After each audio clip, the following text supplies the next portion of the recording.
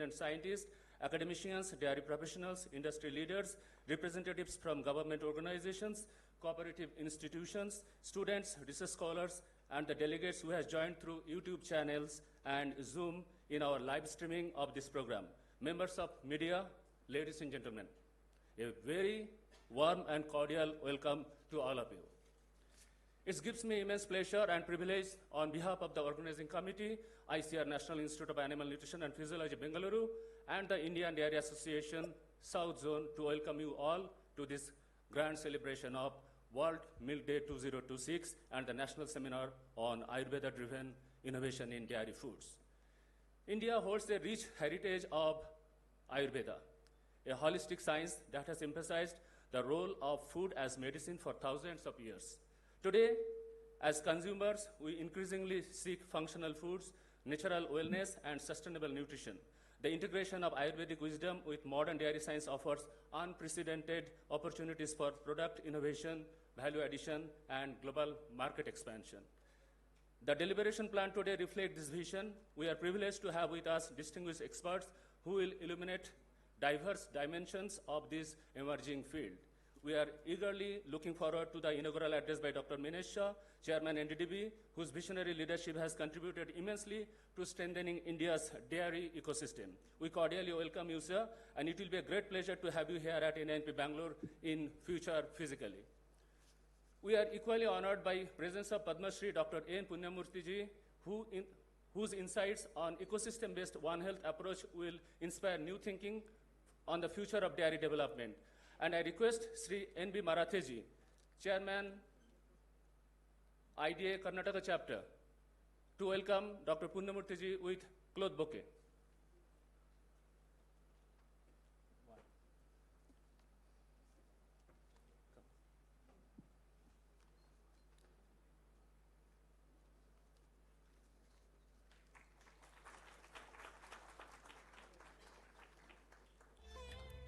Hearty welcome to you, sir.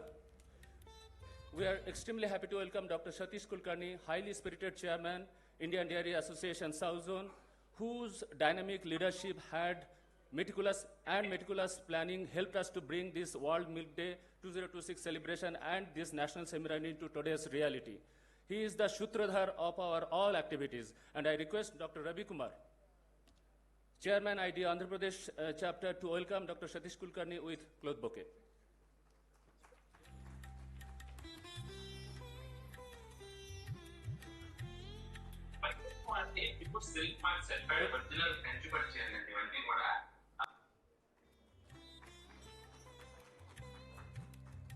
Welcome you, sir. We are also happy to welcome Dr. Arthabandhu Shahu, Director ICR NINP Bangalore, who is enthusiastic and humble, a taskmaster and on the same time our pillar of strength and generous host of this grand celebration. And I request Sri K.S. Karna, Chairman IDA Tamil Nadu chapter, to welcome Dr. Shahu with a cloth bouquet.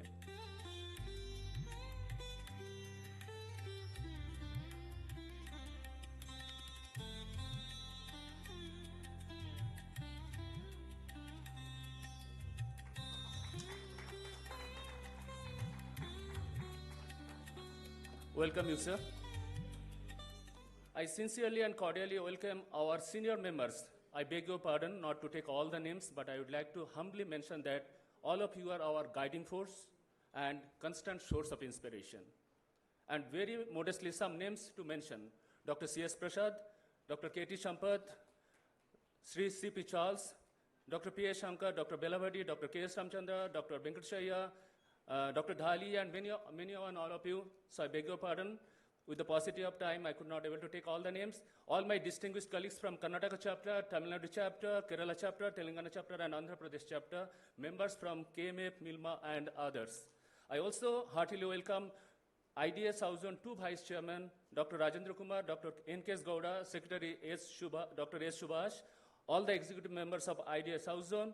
We are extremely happy to welcome another two eminent speakers, Dr. Ravi Shankar and Mr. Sachin, who will be talking in the technical session on Ayurveda Ahar and regulatory landscape and perspectives, etc. This gathering today truly represents the strength of India's dairy fraternity, the presence of renowned scientists, academicians, dairy experts, policymakers, government officials, industry leaders, cooperative representatives, students, and young professionals from across the nation. That demonstrates our collaborative commitment for advancing innovation in the dairy sector. So we welcome you all. I heartily welcome all the delegates, members of the organizing committee, and all the staff of NINP whose efforts have made this event possible. I also extend a special welcome to all the students, young researchers who represent the future of dairy science and innovation in India. I am confident that today's deliberation will generate meaningful insights, foster productive collaboration, and pave the way for the new pathways in the Ayurveda-driven dairy innovations. With these words, I once again extend a heartfelt welcome to each one of you and wish you a highly enriching, productive, and memorable seminar. Thank you. Jai Hind, Jai Kishan, Jai Bigyan, and Jai Dugdh Kranti.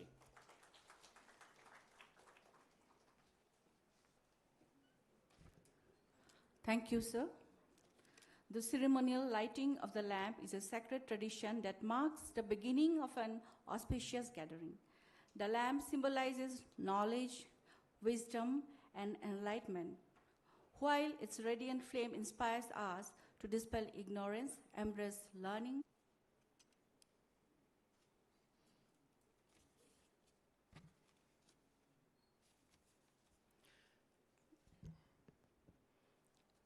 Chief guest for the morning, Dr. Minesh Shahji, Chairman, National Dairy Development Board, Padma Awardee Dr. Punyamurthy sir, Dr. Sahu, Director of National Institute of Animal Nutrition Physiology, Mr. Sudhir Singh, President of Indian Dairy Association, and my two Vice Presidents of the Association, Mr. Arun Patil and Mr. S.S. Mann, dignitaries in the auditorium, senior officers from the Karnataka Milk Federation and the dairy industry and the universities, faculty and students of the NDRI and NIANP, delegates, my media friends and personnel, virtual participants, and my colleagues from IDA and AFSTI, ladies and gentlemen. Before I just move forward, there is a change in program. The chairman, we had a message just now that chairman is joining, maybe that 5 minutes delayed. So I am just adjusting the time in such a fashion it matches with that they joining from the from Anand or Pune, wherever the chairman is. Now we are celebrating the Silver Jubilee edition of this World Milk Day. Usually it is celebrated, the day designated day is the 1st June, but nevertheless the entire month, because of the duplicity of the programs, on the same day several programs will be there and all. In the month, any one day we select and carry out this activity. And today is the day when we are celebrating this program here. On this day, a variety of activities are undertaken by the entire dairy fraternity across the globe with two basic objectives. Why this is being celebrated? One, to spread the news of goodness of milk and milk products for health and nutrition, one of the primary objectives, and to acknowledge the contribution of the millions of dairy farmers involved in the production of this gold standard food. If there is any gold standard food, it is the milk and the milk products, obviously. In the current year, as in the previous year, we are celebrating this event, along with this event, the Dr. K.K. Ayya Oration Lecture. Dr. K.K. Ayya, many of you, the details of Dr. K.K. Ayya will also be presented during the oration lecture. And this oration lecture in the last year was delivered in the same hall by Padma Shri Dr. Mohan. And in the current year, we are honored to have another Padma awardee, Dr. Punyamurthy, to deliver this oration lecture. Sir, we are indeed grateful to you for accepting our invitation. Hopefully, next year also we'll try to find another Padma awardee from the same dairy fraternity. We'll make our efforts and see how best we can get this thing. On this occasion, we are also having a symposium on the Ayurveda-driven innovation in dairy foods.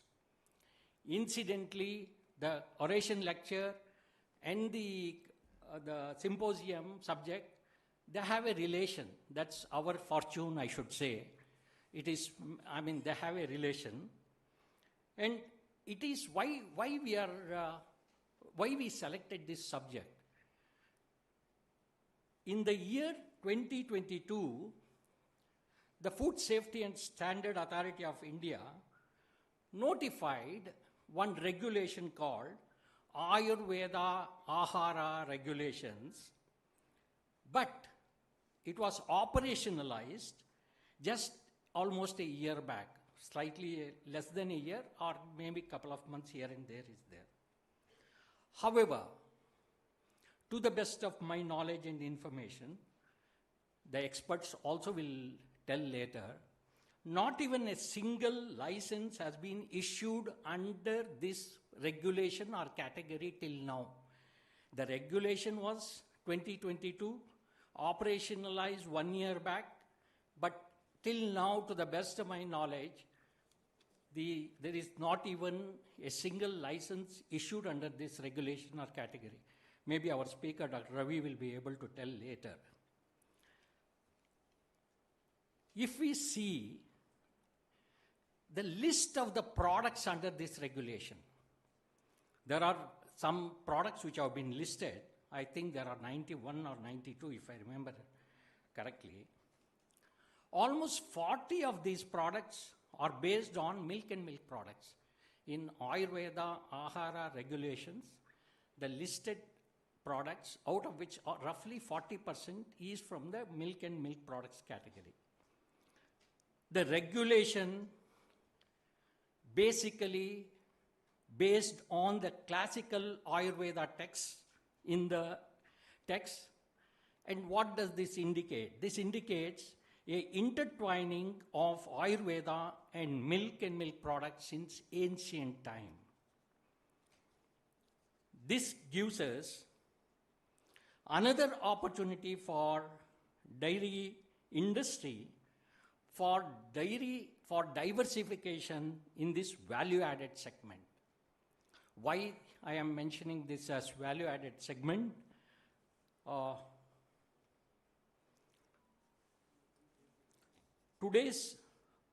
Today, they are ready.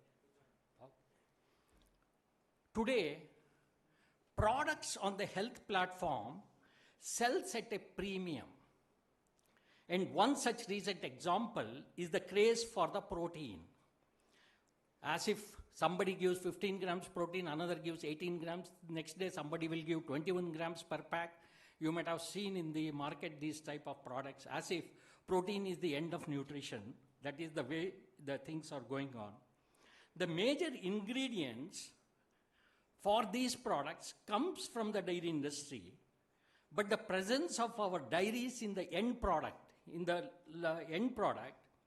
that is the value-added product, manufactured by these value-added products, is not too significant. That means there is scope for our own industry to exploit this. The health product sells, they sell at premium. In the end product, we are the major ingredients manufacturers, but we are not in the end product. That is where the opportunity is there. I also urge the dairy fraternity to look beyond protein. What is that? We have to have a forecast. I personally feel in the next 3 years, it could be on dietary fiber importance will come, followed by calcium phosphorus in combination. So these are the areas we should look in and move forward with our diversification for value-added products. Health platform products, and not to miss this opportunity under Ayurveda Ahara regulation. This particular regulation, I personally feel our dairy industry should be the first group, fraternity to enter into this and try to get the licenses and start manufacturing. With these words, the chief guest has joined, I believe I am informed, without taking much time. With these few words, I hope at the end of today's symposium, IDA South Zone will succeed in introducing this segment of products into the minds of dairy fraternity. The objective is just a sensitization. Today's objective is we sensitize the industry about this opportunity which is there. Any further assistance required will be extended by the IDA South Zone. And with these few words, I thank you all for your patience and all. Thank you very much.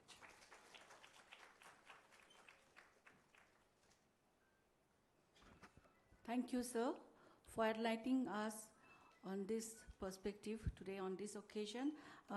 Now, it's my privilege to invite our chief guest, Dr. Minesh Shah, Chairman, National Dairy Development Board, who will be joining us through live streaming to deliver the address. I hope sir is online. Dr. Subhash? Good. Yeah. Yes, sir. Welcome, sir. Namaskaram. Padma Shri Dr. Punya Murthy, Dr. Sahu, Director ICR, NINP, and Dr. Satish Kulkarni ji, Chairman IDA South Zone. All the distinguished speakers, all esteemed scientists, domain experts, industry leaders, all the fellow scholars, very good morning to all of you. It's honor to address this remarkable assembly today. And my apologies, Dr. Kulkarni, for not fulfilling the promise to be present at Bangalore today due to unavoidable circumstances. I have to be in Pune today. The entire ecosystem of Indian Dairy Association assembled here possesses the capacity to drive the transformation across the dairy industry. And I think we are standing at a singular inflection point. People everywhere are tired of now synthetic supplements and wary of ultra processed foods. And they are also starting to look back at our traditional foods, our traditional knowledge for the, some answers that modern science has not been able to provide successfully. So I think the country is uniquely poised to lead this movement. And the dairy sector, I think, is our most powerful vehicle to do so. Let us understand the milk. I think many of us already know it's a, very, very power-packed, complete food, and I think science has also validated that aspect. And it's arguably the most nutritionally complete single food in the nature which is available. It delivers high quality complete protein, combining all 9 essential amino acids. It also has calcium, phosphorus, potassium, magnesium, zinc, iodine, vitamins B12, B2, D. So I think it is one of the very few, dietary sources that provide both calcium and vitamin D together. And it is a matrix that genuinely enhances the mutual absorption also. Milk also has the casein and whey protein. Casein, I think, which, we all know it constitutes nearly 80% of the milk protein and provides a sustained release of amino acids that supports the muscle protein synthesis over several hours. And the remaining 20%, which is whey protein, I think, is the most bioavailable protein source known to nutritional science. And perhaps it is more important for our country because of the large lacto-vegetarian population we have, and they have a very limited sources of protein. They don't take meat, they don't consume eggs.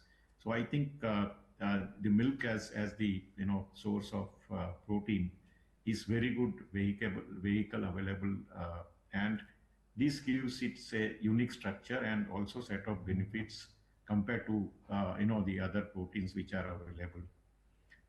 The studies, if you see, they have consistently show that adequate milk consumption during the childhood or even the adolescence stage is, I think, one of the strongest, the predictors of peak bone mass, which in turn determines our, the osteoporosis or the, risk which is available, which is liable in the later life.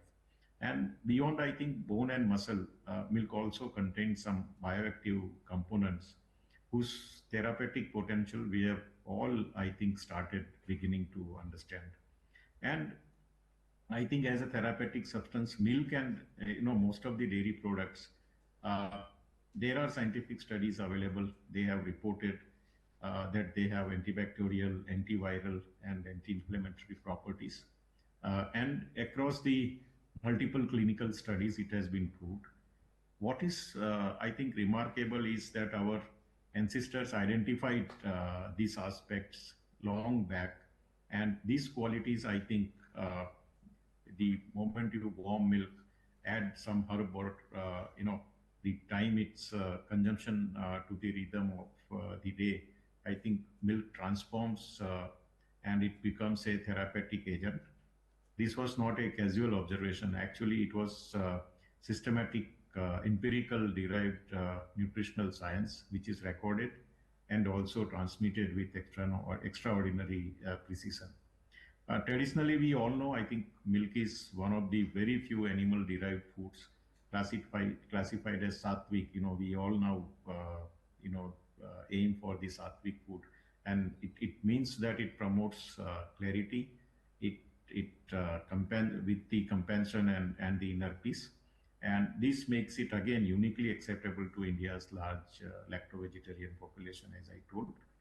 And our traditional wisdoms actually expands far beyond milk. If you see it, it encompasses a sophisticated understanding of every dairy, derivative, each of with the distinct properties and therapeutic application. Like for example, dahi and buttermilk. I think we all know the probiotic property. These are the actually probiotic. Last few years we have been discussing about probiotics, but we have dahi and buttermilk, which are actually the origin of the probiotics. And Ayurveda very carefully, distinguishes between the, I think, fresh dahi, fresh set curd, or aged sour curd, or the diluted buttermilk, for example. Buttermilk is strengthening, and it is cardioprotective. The modern probiotic science also has identified some specific lactobacilli species present in the curd and even in the buttermilk that confirm the uh, roles in the gut health, immunity system, for example, or also in the mental well-being of us.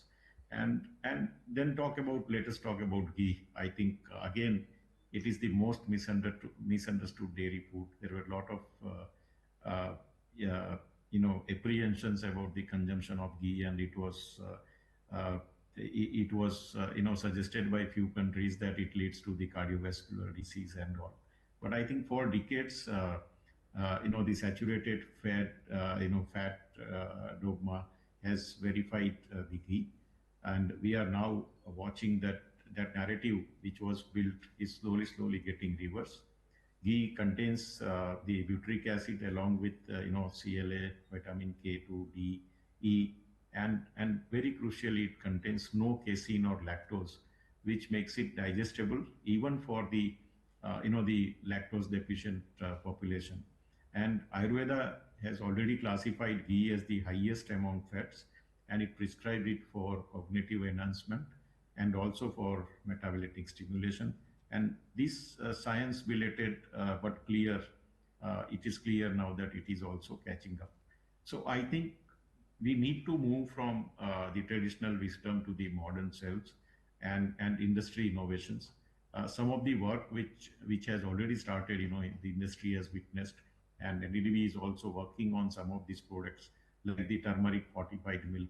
We saw during the COVID how it was helping to build our immunity, and there is always a science behind the haldi doodh we all commonly consume.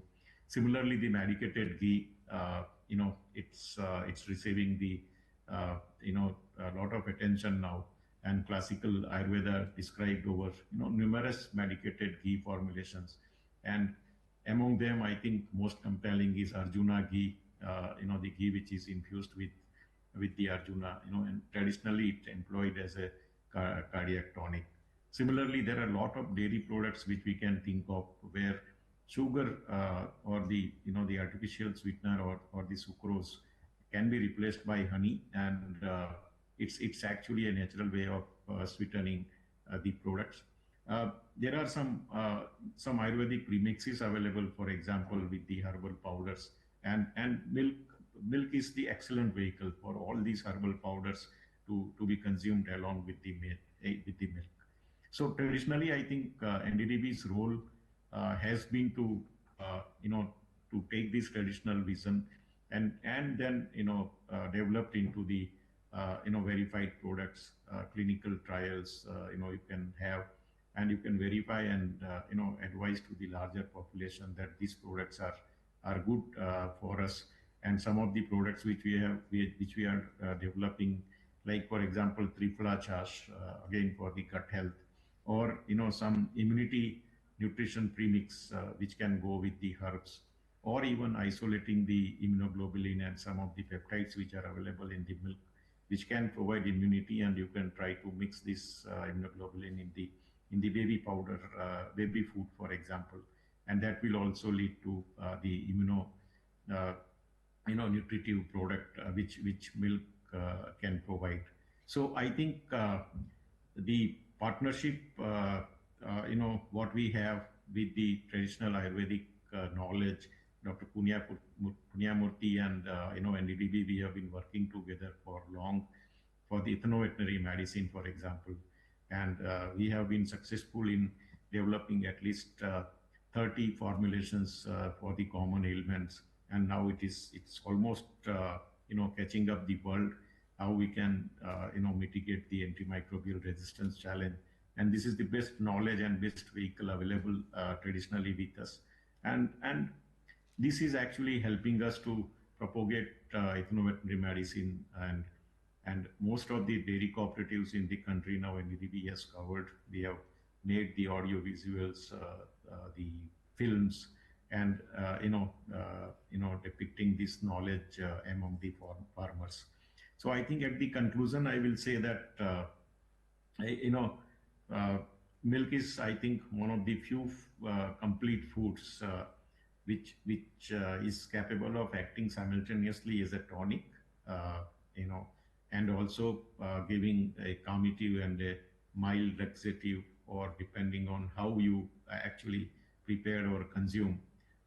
It is also ideal for the post-illness recovery, post-surgical healing, for example, childhood growth, and therefore I think in every sense we can say it is a complete food with health and nutrition at the top of the mind for the consumers. Again, the fermented milk is also, I think, moving beyond probiotics now, and it is also playing a central role in the functional food market. Traditional fermented milk products, they are all region specific product, and also the delicacies. For example, the misti doi, for example, in eastern part, or rabdi in the northern part, or churpi cheese. So there are so many traditional products available in the dairy sector or domain, and exploring the science behind these products not only actually will preserve our cultural heritage, but it will also open doors for the commercial expansion and the international recognition of this product. Modern science is showing, I think, now renewed interest in ghee also, and due to changing views on the dairy fats, I think while the scientific studies on ghee's benefits remain limited because of limited consumption outside our country, but I think Ayurveda offers a detailed knowledge of its therapeutic use, and classifying ghee as, I think, best medicine which is available and which can guide us further for the scientific research. And we all know the benefits of cow ghee and how the Ayurveda prescribe the same. So I think at this juncture, we need both traditional wisdom that tells us precisely where to look, and also the modern science that can tell us, why it works, or what is the science behind it, how it provides us the benefits. And if we bring both these together, I think India's dairy sector can lead to the next wave of dairy food innovation. And I think our moral responsibility here is also very, very clear. Science-backed Ayurvedic dairy innovation can only flourish in a marketplace where the consumer trust is obtained.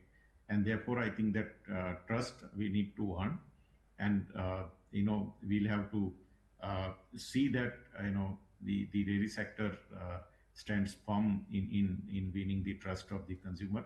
So I think I call upon all the institutions, every manufacturer, and every researcher here to invest in this convergence with the same rigor we bring to any frontier science, and with the same reverence. I think we hope that hold for the civilization that gave us this knowledge in the first place. So thank you very much for inviting me. Again, my apologies, Dr. Kulkarni, for not being with you physically present today. I wish that many such seminars will help us to share the knowledge whatever we have, to make the people aware. And I think every glass of milk which we produce in this great country will carry within it whatever potential it has to heal, to nourish, and I think to sustain our large population. Thank you so much.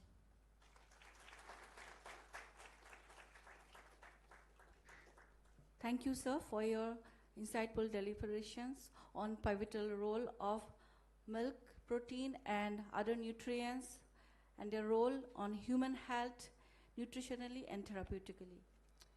It's a matter of immense pride and privilege to have among us today our esteemed guest of honor, Padma Shri Professor Dr. Punya Murthy, a global renowned veterinary pharmacologist, toxicologist, and Professor Emeritus at the University of Transdisciplinary Health Sciences and Technology, Bangalore.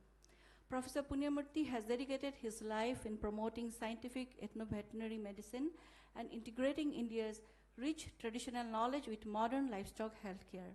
In recognition of his pioneering contributions to animal health, sustainable livestock production, and indigenous knowledge systems, he was conferred the prestigious Padma Shri Award recently in 2026 January, one of the highest civilian honors of the Government of India.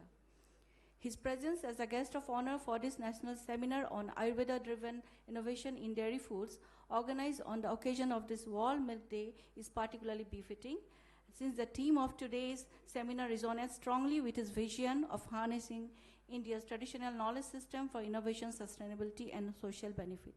Ladies and gentlemen, it is my honor and privilege to invite our esteemed guest of honor, Padma Shri Professor and Punya Murthy, to podium to address the gathering.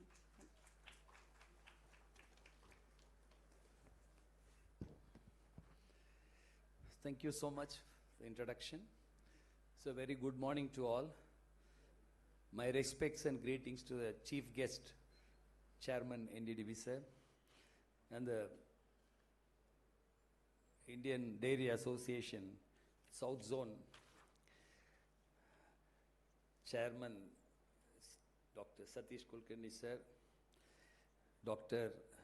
Sagu, Director of ICR, National Institute of Animal Nutrition and Physiology, and many dignitaries gathered here and who are online as audience to this an important event celebrating the World Milk Day from NDDB here. So this is a very important moment, but this is a group of personalities, contributors who have made great change in the lives of farmers. And this one particular product, we know its nutrition value, as Chairman ADB mentioned. We, as a student, studied milk is full of everything. It's a complete food. For want of slightly a little bit of iron, you can make it otherwise a full and complete food. The connectivity and inclusivity of this product can match with anything else in this world. If you take thousands of years of growth of humanity, milk is one which connects people at every level. So that is the beauty of this product. I would like to just travel down the memory lane of my life to just recall, make it a little more, make it lighter on the sense. See, when I was a young fellow, we had about 20 cows at home and bullocks, of course, the other pair to pull the cart and plowing in Tanjavur, the suburbs of Tanjavur. So I was flooded with milk. So when I went to Namakkal Veterinary College in 1974, I stopped somewhere in between taking coffee and tea. So the coffee and tea would be always in the hot kettle. But you know, the milk takers were almost nil. So I could see a very cold kettle there lying. So I stopped taking milk because of that situation. But we used to take a lot of milk. But in Siddha tradition, they always say buttermilk is the one which makes everything fine. You know, if you take milk with all the products from milk, curd, butter, ghee, buttermilk and all the products, cheese, paneer and all. So buttermilk plays an important role as we are talking about the functionality of functional food prepared from milk and other ingredients from the traditions of Siddha and Ayurveda. So it's an individual assessment by the Vaidya to see what is the prakriti of the individual and what he or she needs. So buttermilk is one always, no boundaries, no issues. And then they'll talk about, I was so happy in February this year at Anand campus NDDB, IDF had a non-bovine milk conference. So initially when I heard this, it was, I was just wondering how to see that.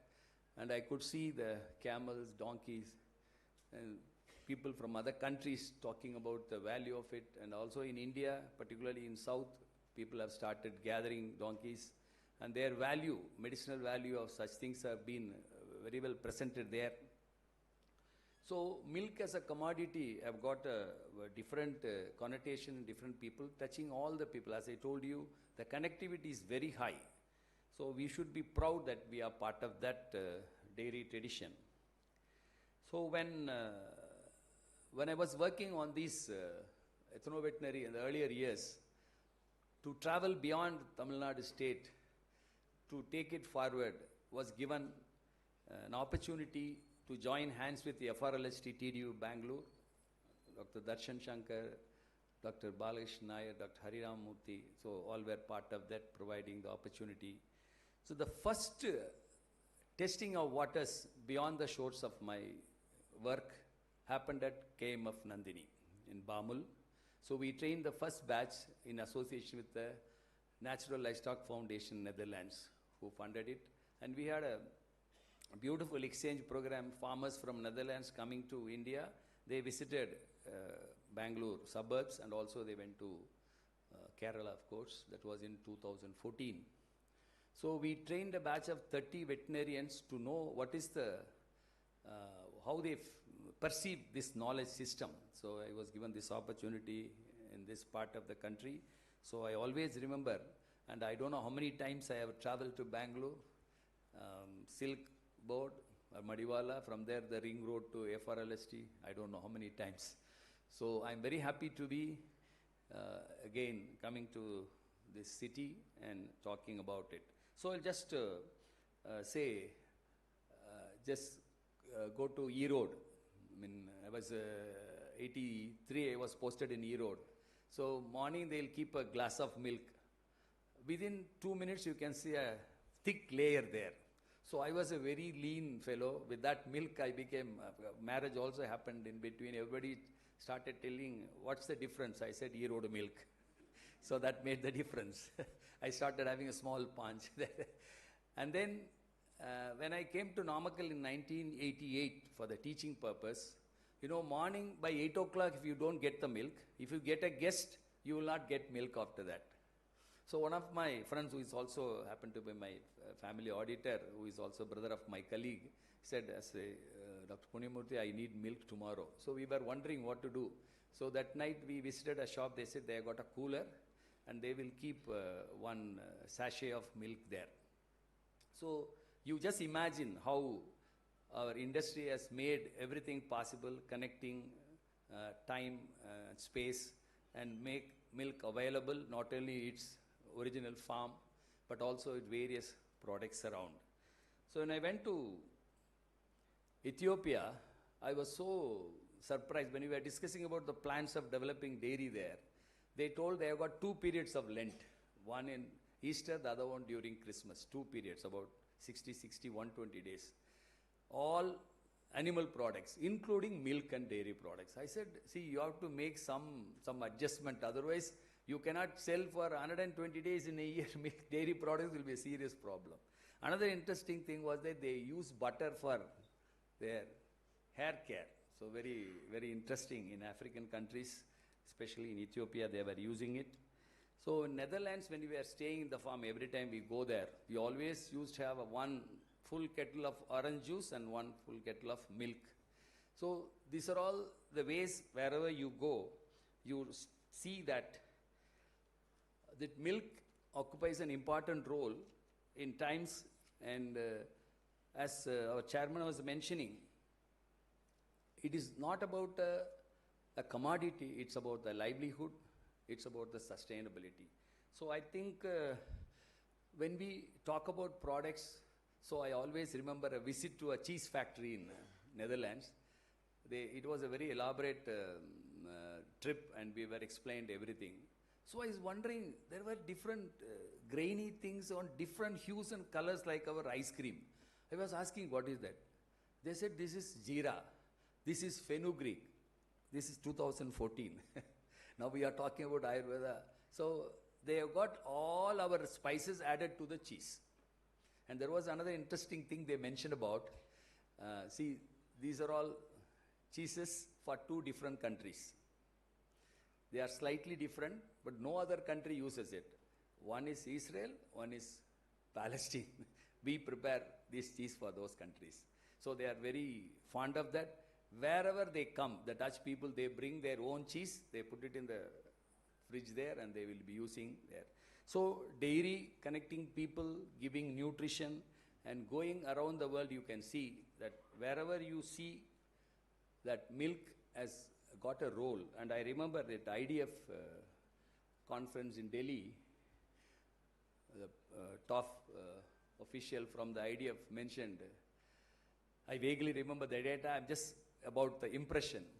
If you put all the leading companies, Google, these, that together, still it is not equaling the value of milk around the world. So we should be so proud that we are not dealing with a white material, we are dealing with a world economic driver. So that is very important. So the next important point is, so I remember our colleagues at NDDB used to always sell what NDDB makes initially to start with. Even 1 liter of milk is part of this great movement. Many other situations, if you don't have 10 kgs or 1 bag or 100 kgs, you cannot be selling it. Whereas this cooperative movement in India, spearheaded by NDDB, makes it possible. If a person produces 1 liter of milk, they are part of this movement. So we are dealing with people, their livelihoods. Then about the animal, I'll be talking during my talk, how centrally the livestock is playing, particularly the recognition at the government of India level is they only feeding, milking, and they take time off. So only the problem with dairies, they have to engage themselves all the while. So these are all some innovative field models. We try to talk about it. And the one which I will be talking a little more, I'm so happy that NDDB chairman personally and through the organization joining hands with Zuzuki Japan to make biogas. So very recently, maybe about 15 days back, I was so surprised. Chairman Maruti India Limited mentioned, I am not in a hurry to move to other things. I would be rather concentrating on biogas because the outcome of biogas is not only a fuel for the industry, automobile industry, but also the outcome is going to manure the land. So when people in the top industries thinking about this, that's the beauty of dairy industry. They connect all people from the ground to the industrial level. So I wish this conference a great success. We deliberate on important things, and I pray that we keep the livelihood options always alive, involve all the 140 plus Indians part of this movement. Thank you so much.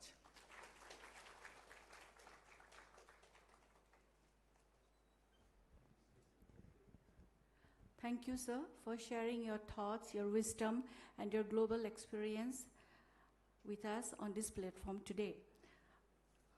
Now we shall proceed with the release of one important publication, a policy paper on reimagining dairy in southern India, integrating sustainability, technology, and entrepreneurship, published by NINP and IDA South Zone, authored by Dr. Kajal Shankar Roy, Arthabandhu Sahu, and Satish Kulkarni. I request dignitaries and the author, Dr. Kajal Shankar Roy, also to join on the dais for release of the publication.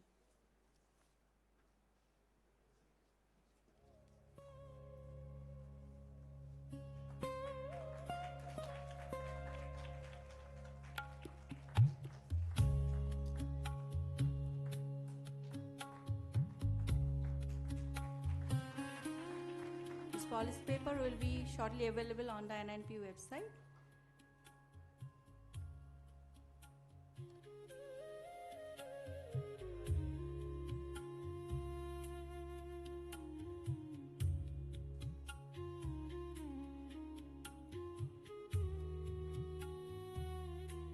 Thank you, sir.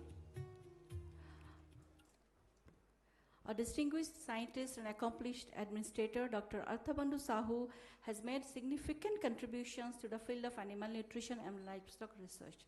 His visionary leadership continues to guide ICAR and NINP towards excellence in research and innovation. May I now request Dr. Arthabandhu Sahu, Director ICAR and NINP, to kindly deliver the presidential address.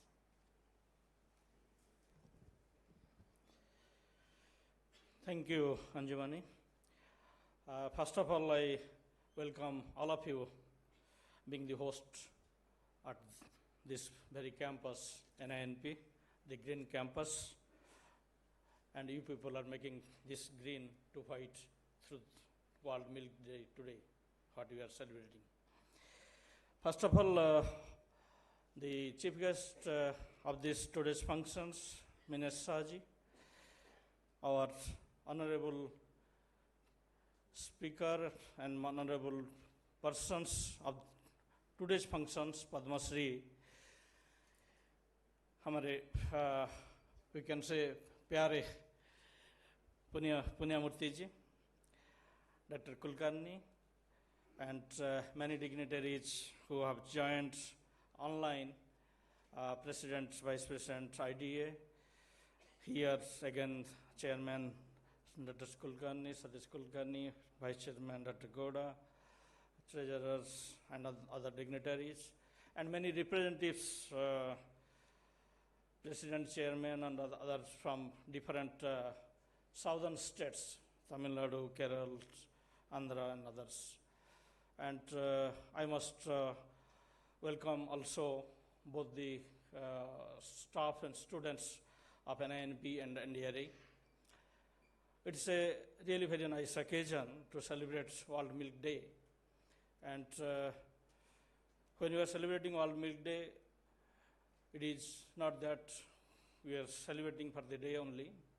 We are celebrating that, yes, why the World Milk Day is being celebrated throughout the world.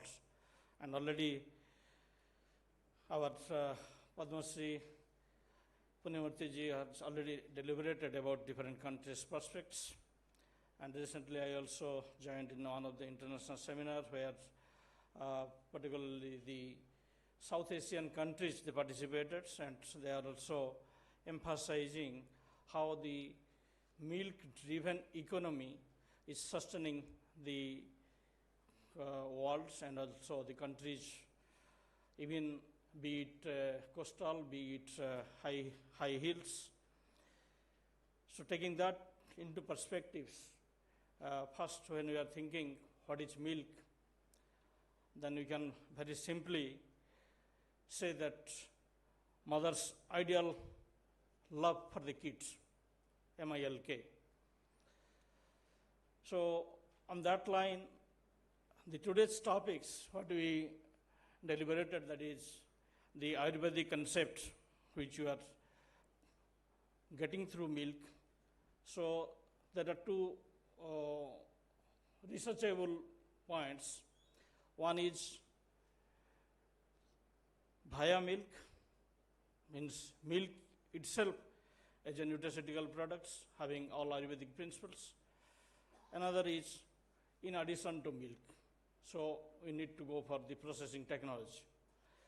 So on that line, let us first take the first part. So you just imagine, be it milk from elephant to milk from snakes or all mammals. So milk is definitely Amrit. And from Amrit, we develop Panchamrit. And in Panchamrit, you know the 5 ingredients. There are 3 from milk only. That is milk, your dahi curds, then your ghee. The other 2, you can say jaggery or sugar and honey. So this Panchamrit itself defines, if you see the addition patterns developed some products, Panchamrit milk.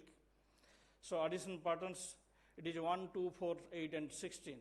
So 16 is the last 16 parts of milk, or you can say in teaspoon you can add into that. So why it is Panchamrit? So all are adding the Amrit value of milk for our life. So Amrit means you must be knowing that make you live long, and so milk is the vehicle for that.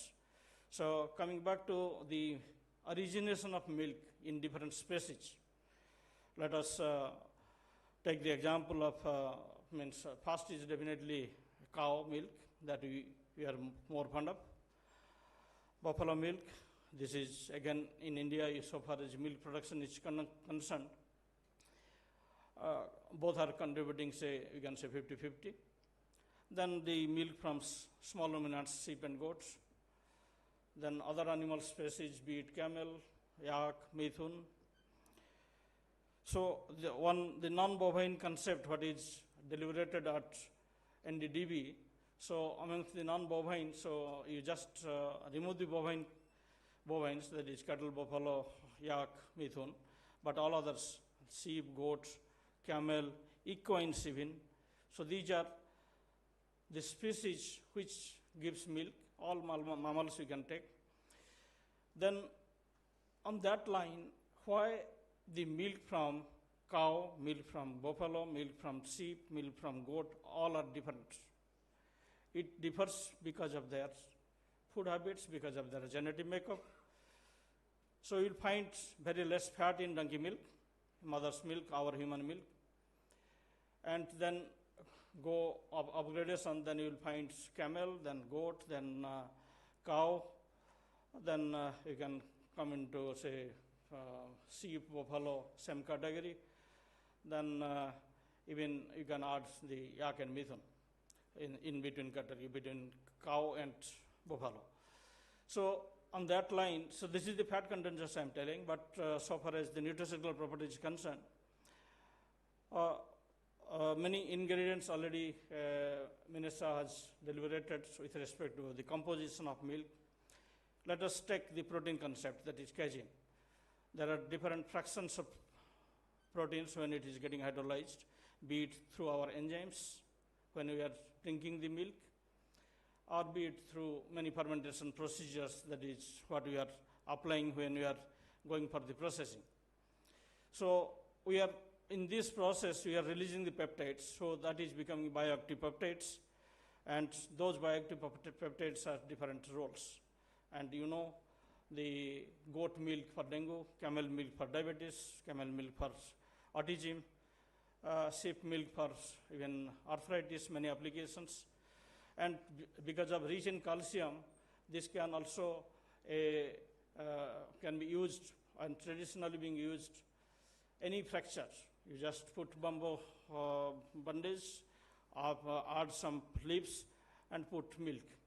The milk which can make it hard faster or more calcium, that is the milk which is being used for or being regarded as the most efficient,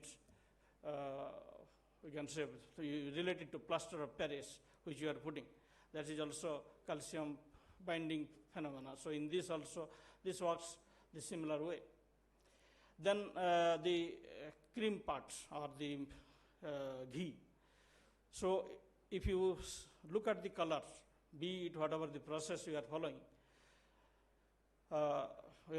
the one is heating process and chilling process, then the traditional process of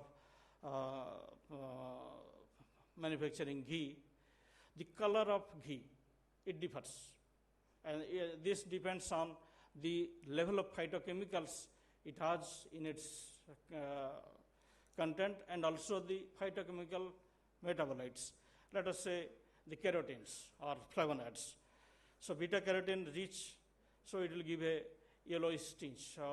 So far as the conversion is concerned, then in cattle it is less converted to vitamin A. In buffalo it is more. So buffalo and cow milk, you will find cow milk is little yellowish and buffalo milk is more white. Similarly, camel milk is more white. What does it mean? So through cow milk, because of it has a store of provitamins A. So we are having this yellowish color, but at the same time it is also giving converted to vitamin A, and we are giving vitamin A. And the one which is white, say buffalo, camel, there also it is being already converted to vitamin A, so it is also rich in vitamin A. So if you see the compositions in many aspects, the antioxidant properties provided by, say, vitamin C, zinc, and vitamin A, these are rich in goat and camel milk. And see the browsing patterns, the browsing and grazing pattern of these animals, how they are dependent on. But now this shifting rearing process that adds to a challenge, can we drain these phytochemicals or drain this Ayurveda through milk? Because it needs to come through food, then only the mammary filtration process and coming to milk. So this is the one aspect, that is through milk. Another aspect is additives to milk. So through milk means there is also many scopes. So I was telling, so you can go for cultivation of different trees and browses which are rich in phytochemicals, be it khajuri leaves in Rajasthan, be it any these pakar leaves, be it any even your mulberry leaves. The phytochemical rich like tannin, saponin rich any plants. We can make it a browse species, make it a tree species, and add to the feeding of the animals if we are stall feeding. Then automatically they will get because, and we cannot say you put the animals for grazing, they will get those, but now the grazing area is limited, and the concept of getting more milk is also changing, that is stall feeding. So on that line, at least in the feed, we can incorporate these ingredients. This is one area where one research can go on. Then the other is additives. So processing, after processing, you just add on. What are those, be it essential oil from essential oil rich plants, so increasing the microbial properties. So now the AMR issues is coming. So milk can be a vehicle for many things, and milk can be a vehicle for many medicines, be it, so earlier when the Ayurveda concept was there, milk is the main vehicle for all the medicines. Now, be it synthetic medicines, but there are many components which gets more absorbed, more utilized through if you take with milk. So that is another angle which you can think of. So the nutraceutical properties, probiotics already Sarah has also emphasized, probiotics, prebiotics, the symbiotic concepts, and there are many other concepts that is coming through why milk in the diet is essential. So far as the Ayurvedic concept what we will be discussing today, we will be listening to some of our eminent speaker, again from our today's leading speaker, Padma Shri Punyamurthy ji. Then we have Dr. Ravi Shankar, Sachin Achindarkar. So we will be listening this in this next sessions, and definitely we need to think in this line that how milk can be a source of Ayurvedic medicines and challenging the AMR issues, what WHO or One Health concept or the world is thinking of One Health and fighting with AMR issues. With these words, once again, I welcome all of you to this very campus and be part of this important deliberations today. Thank you very much. Thank you for your visionary deliberation, sir, and reminding us how milk and Ayurveda is closely associated since ancient. Now, as we come to the form and conclusion of this inaugural session today, may I now invite Dr. N.K.S. Gora, Vice Chairman, IDA South Zone, to propose the vote of thanks.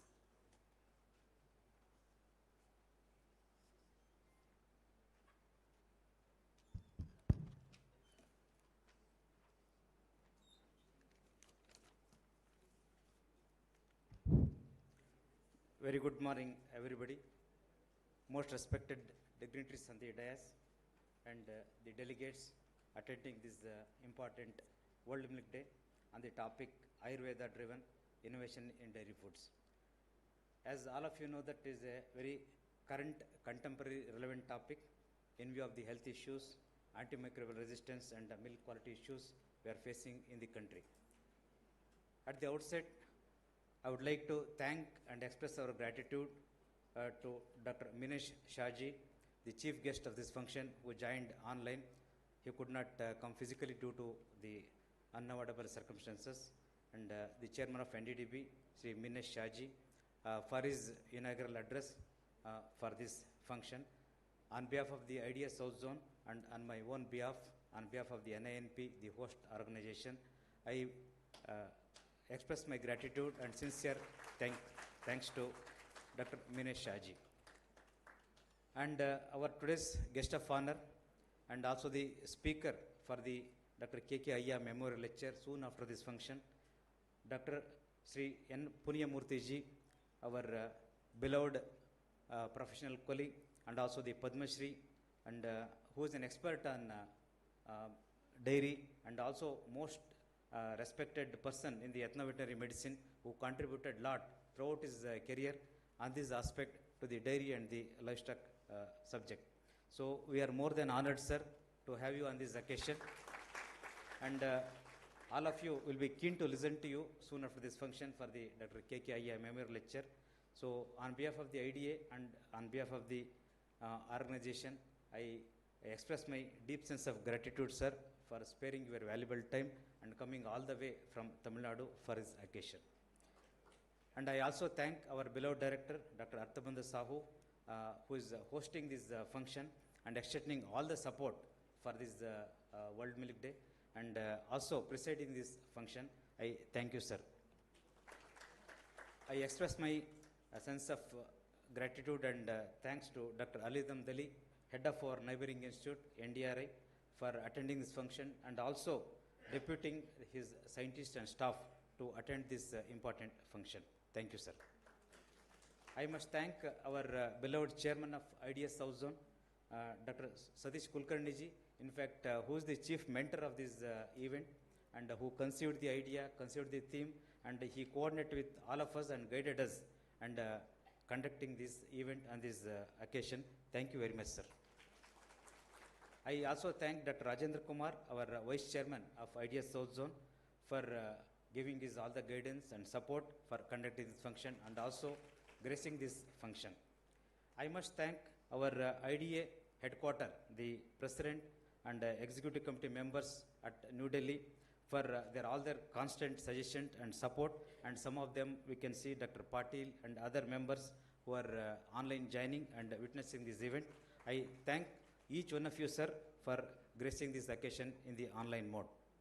I must thank our MD Karnataka Milk Federation, so Dr. S.T. Suresh, who has to come physically, but due to his preoccupation at his Milk Federation, he is not able to come, but he has deputed several of his officers for attending this important function because KMF is directly related to such this event. So I thank the MD KMF and all the officers of KMF for participating this function. I thank our Zonal Executive Committee members and the senior members. Many of our IDEA senior members are attending this function, and many fellows, IDEA patrons, and our IDEA chairman from different chapter. We can see the chairman from Tamil Nadu and our Karnataka IDEA chapter chairman. So all are attending this function. I thank each one of you for sparing your time and attending this function. And also I thank our staff of and faculty of NNP and administrative and supporting staff of NDRI and our staff and students for attending this function. And we have two eminent speakers on this occasion. Soon after Dr. KKIA memorial lecture, so they will be presenting their view on the current topic of Ayurveda-driven innovation dairy foods. One speaker is present here, Dr. Ravi Shankar and Dr. Achin Talwarkar, and I invite them and I thank them on behalf of the IDA for making possible for this event. And at the end, I must thank our active and dynamic secretary, Dr. Subhash, and also our treasurer and organizing secretary, one of the organizing secretary of this function, Dr. K.S. Rai, for all the meticulous arrangements and preparations for this function. So I thank each one of you. If I miss any name, please pardon me, and all our committee chairman, committee members, and all the staff of our institute. And I thank each one of you for your positive support and making this function a grand success. And at the end, I request each one of you, please join for tea just at the entrance of this auditorium. Soon after the tea, there will be, this function will continue. There will be Dr. KKIA memorial lecture. And you know, Dr. KKIA was the Dean of dairy industry and who was a director of NDRI and is also our Deputy Director General ICR, served in various capacity and contributed a lot to the dairy industry. It is a memorial. Every year, our Indian Dairy Association South Zone is organizing a memorial lecture. So that lecture will be given by none other than our guest of honor and our Dr. N. Punyamurthy sir. And after that, there will be a technical session. There will be two speakers. So kindly join soon after the tea. Thank you so much.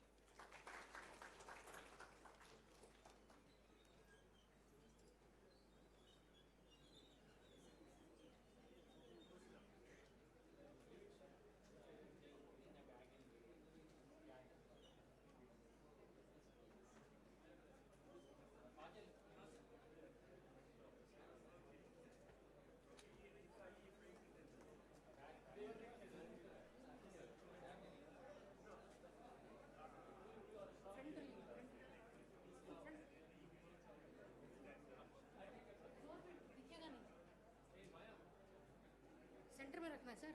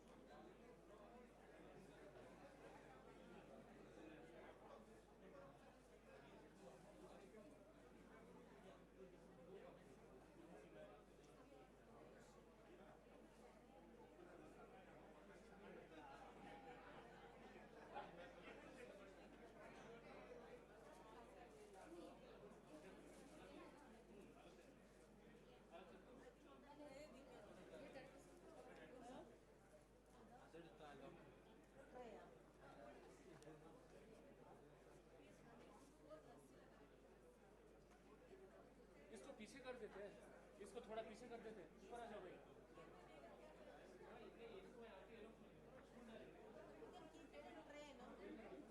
थोड़ा पीछे कर देते हैं, podium, हाँ podium, एक minute एक minute.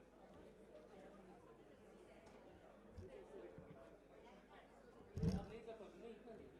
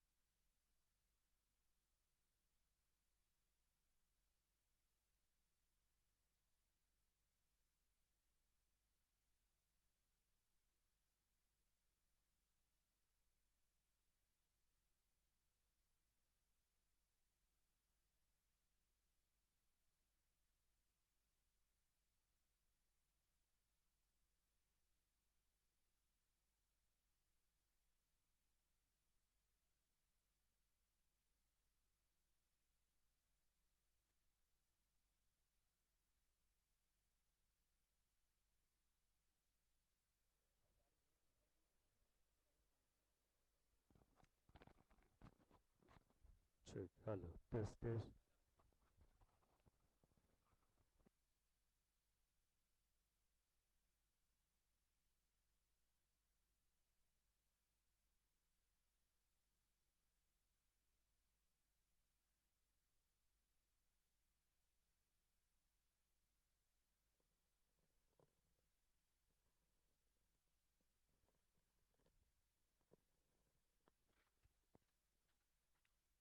Check. Hello. Test, test. Check. Hello. Test, check. Hello. Hello. Check. Check. Hello. Hello. Test, test, test. Check. Hello. Check. Hello. Test, test, test. Check. Hello. Hello. Test, test.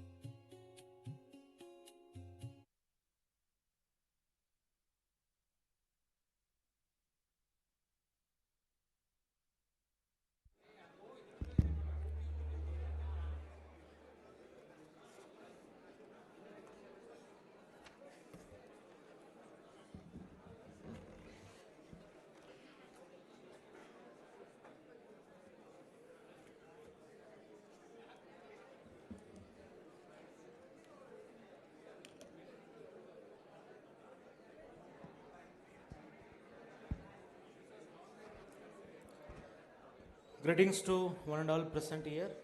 It gives me immense pleasure to extend a warm welcome to one and all present here for Dr. K.K. Iyer Memorial Lecture Presentation by eminent academician, scientist, Dr. N. Punyamurthy, former Professor Tanuvas and also Professor Emeritus Transdisciplinary University, Bengaluru, and also Padma Shri Awadi. So I request the speaker, Dr. Punyamurthy sir, Chairman, Dr. C.S. Prasad sir, Co-Chairman Sri Shal sir to occupy the dais.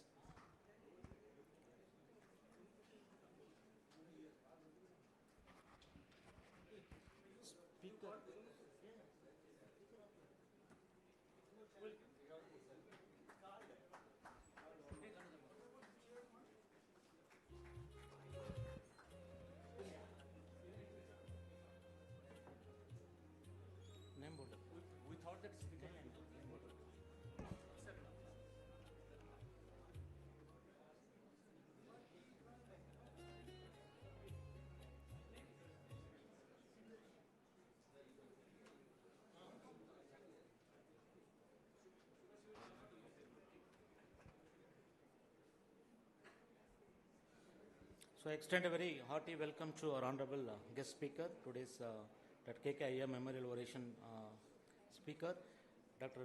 N. Punyamurthy sir. Sir, indeed we are grateful to you for accepting our invitation to deliver this most prestigious Dr. K.K. Iyer Memorial Oration presentation instituted by IDS Southern since 2011. We extend our cordial welcome to you, sir. Now I request our chairman, IDS Southern, Dr. Satish Kulkarni sir, to extend a floral welcome to our speaker.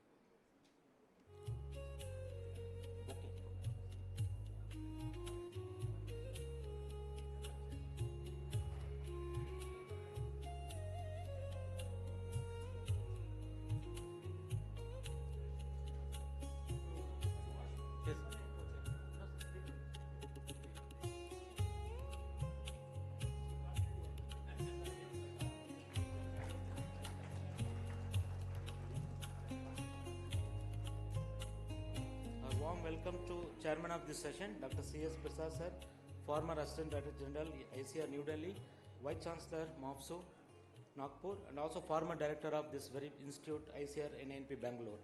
I request Mr. Premlal, MD Malabar Milk Union, and also IDS South Zone ZTC member to extend a welcome to our Chairman.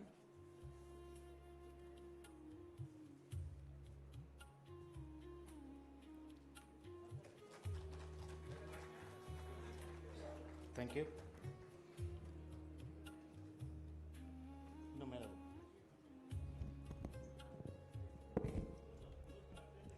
Our warm welcome to co-chairman of this session, Sri P. Charles sir, former regional director NDDB Bangalore and also presently the CEC member of Indian Dairy Association, New Delhi. Warm welcome to you, sir. I request Sri B. N. Vijay Kumar, Vice President, Vice Chairman of the IDS South Zone Karnataka chapter, to welcome Sri P. Charles sir.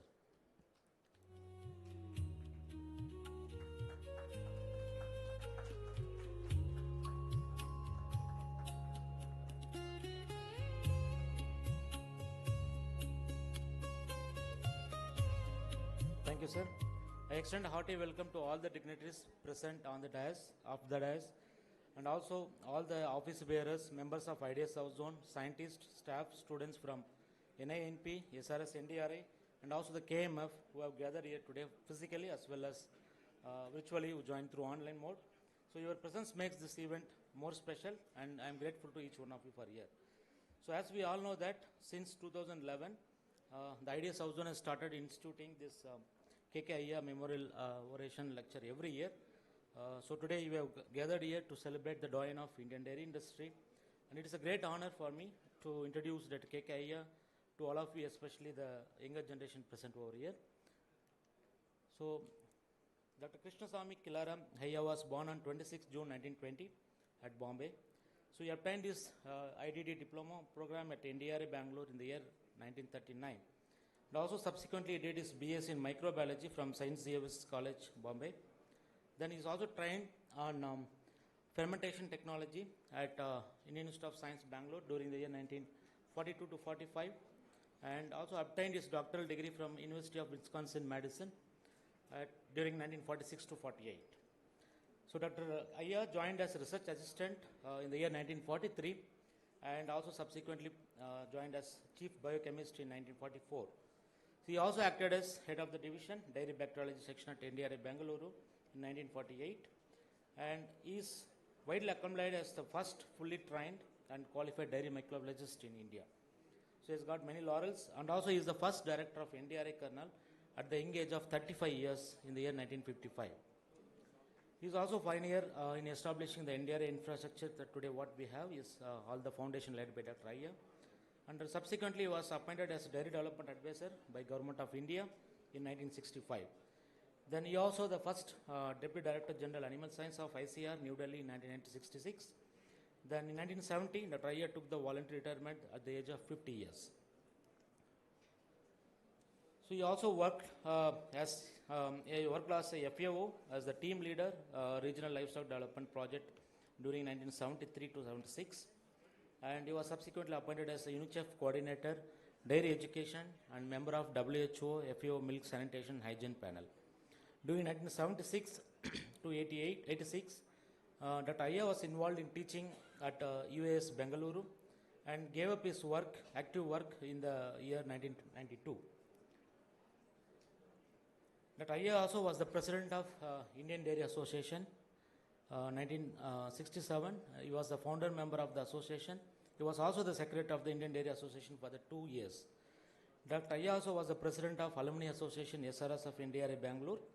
He was actively involved in organizing 14th Dairy Industry Conference at Bangalore. Dr. Iyer was conferred upon the patronship of the Association of Indian Dairy Association, and also he was the president of Indian Dairy Association South Zone during 1984. NDRA Kernel also conferred Dr. Iyer an honorary doctorate of Doctor of Science in 1998, and during Platinum Jubilee of NDRA, Dr. Iyer was conferred the Illustrious Alumni Award in 2000. So the first endowment lecture series in the honor of Dr. Iyer was held first Bangalore on 29th July 2011. Then subsequently every year we were organizing this memorial lecture. And the same year, unfortunately, Dr. Iyer passed away peacefully on 6th December 2011. Then we continue this legacy of celebrating him every year. And Indian Dairy Association richly acknowledges him as the living legend of our times. So now I request all the dignitaries present on the dais and office bearers of IDS South Zone to join to pay the floral tributes to Dr. Iyer.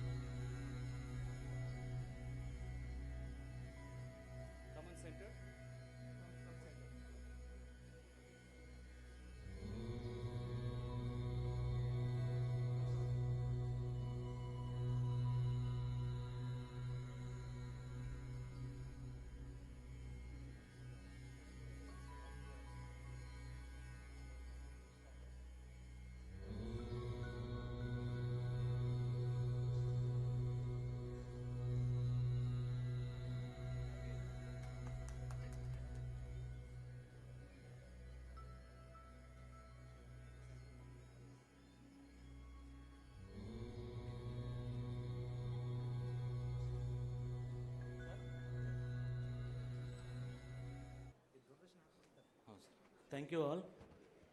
Now I request the chairman, sir, to kindly take it forward and conduct this particular session. Thank you. नहीं, यहाँ सामने रहो. It's visible from there. See the display.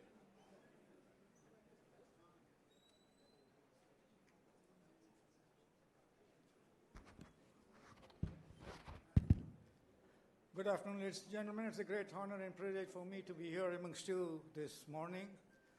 And we are here to have the first lecture of Dr. Aya Memorial Talk, none other than by the famous Dr. Punyamuthu, the Padma Awardee.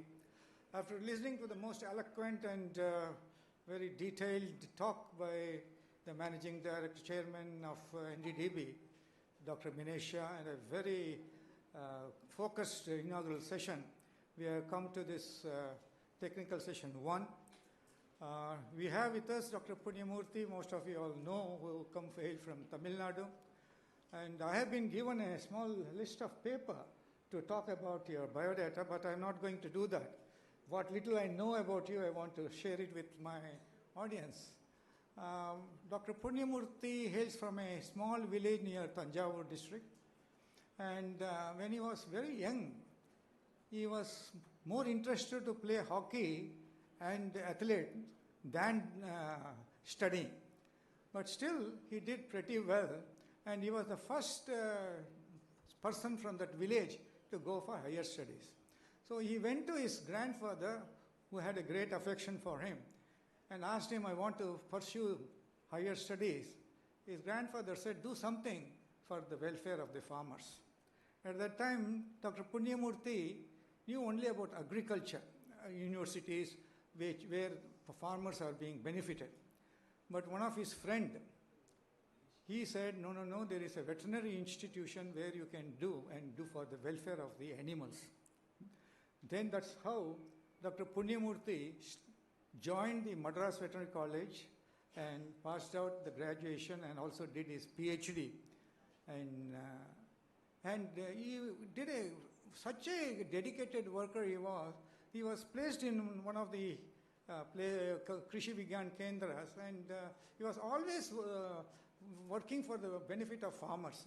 So one day he went to Erode to a farmer's place. He saw in a poultry farm, the birds were very healthy. But the only thing was they were not laying eggs. So he was a little worried. He asked the farmer, what has happened? He said, sir, there is a coccidiosis infection, and these birds were given high doses of antibiotics, sulfur drugs. So at that juncture, Dr. Punyamurthy thought that this is where antibiotics is going to impact not only the health of the bird or the animal, but it is going through the entire process, through going into the human chain, going into the soil, going into the water, and affecting the entire environment. And then he started what he thought that he should work on some alternatives to antibiotics, and AMR was one of the most important aspects those days also. But nevertheless, people never followed the AMR principles. So he then said, let me do something like Siddha, where I can look into some of the plants and see how these plant products can be used in addressing the issues of the livestock health. And he developed one model of having some aloe vera juice with turmeric, and he made that paste and applied for animals with mastitis. And that worked really well, and that's how his initial stages he started doing that. And he also confessed that he didn't want to disturb the ecosystem. He said, I am not going to touch the roots and shrubs and other things which are a part of the ecosystem. I will take only such plants which are grown perennially and it is available easily. And now he has a website for which he will be talking about it. He may explain about that. But his dedication, his sincerity, and his commitment to the farming community and his work on ethno-veterinary medicine prompted ICAR when I joined as Assistant Director General there. We started a project, a network project on ethno-veterinary medicine with IVRI Izzat Nagar as a lead center and Tanuasu being one of the participating centers, and he was also involved in the whole process. So today we are really punya to have Punya Murthy with us. In Kannada, punya means blessings. So we are really grateful to that Dr. Punya Murthy agreed to be here with us, and he will be sharing his thoughts on a One Health system and looking into the entire ecosystem. It's not that he is addressing only animal health, he is addressing the entire universal health. Thank you very much for being with us, sir. I invite you now for the presentation. Thank you very much.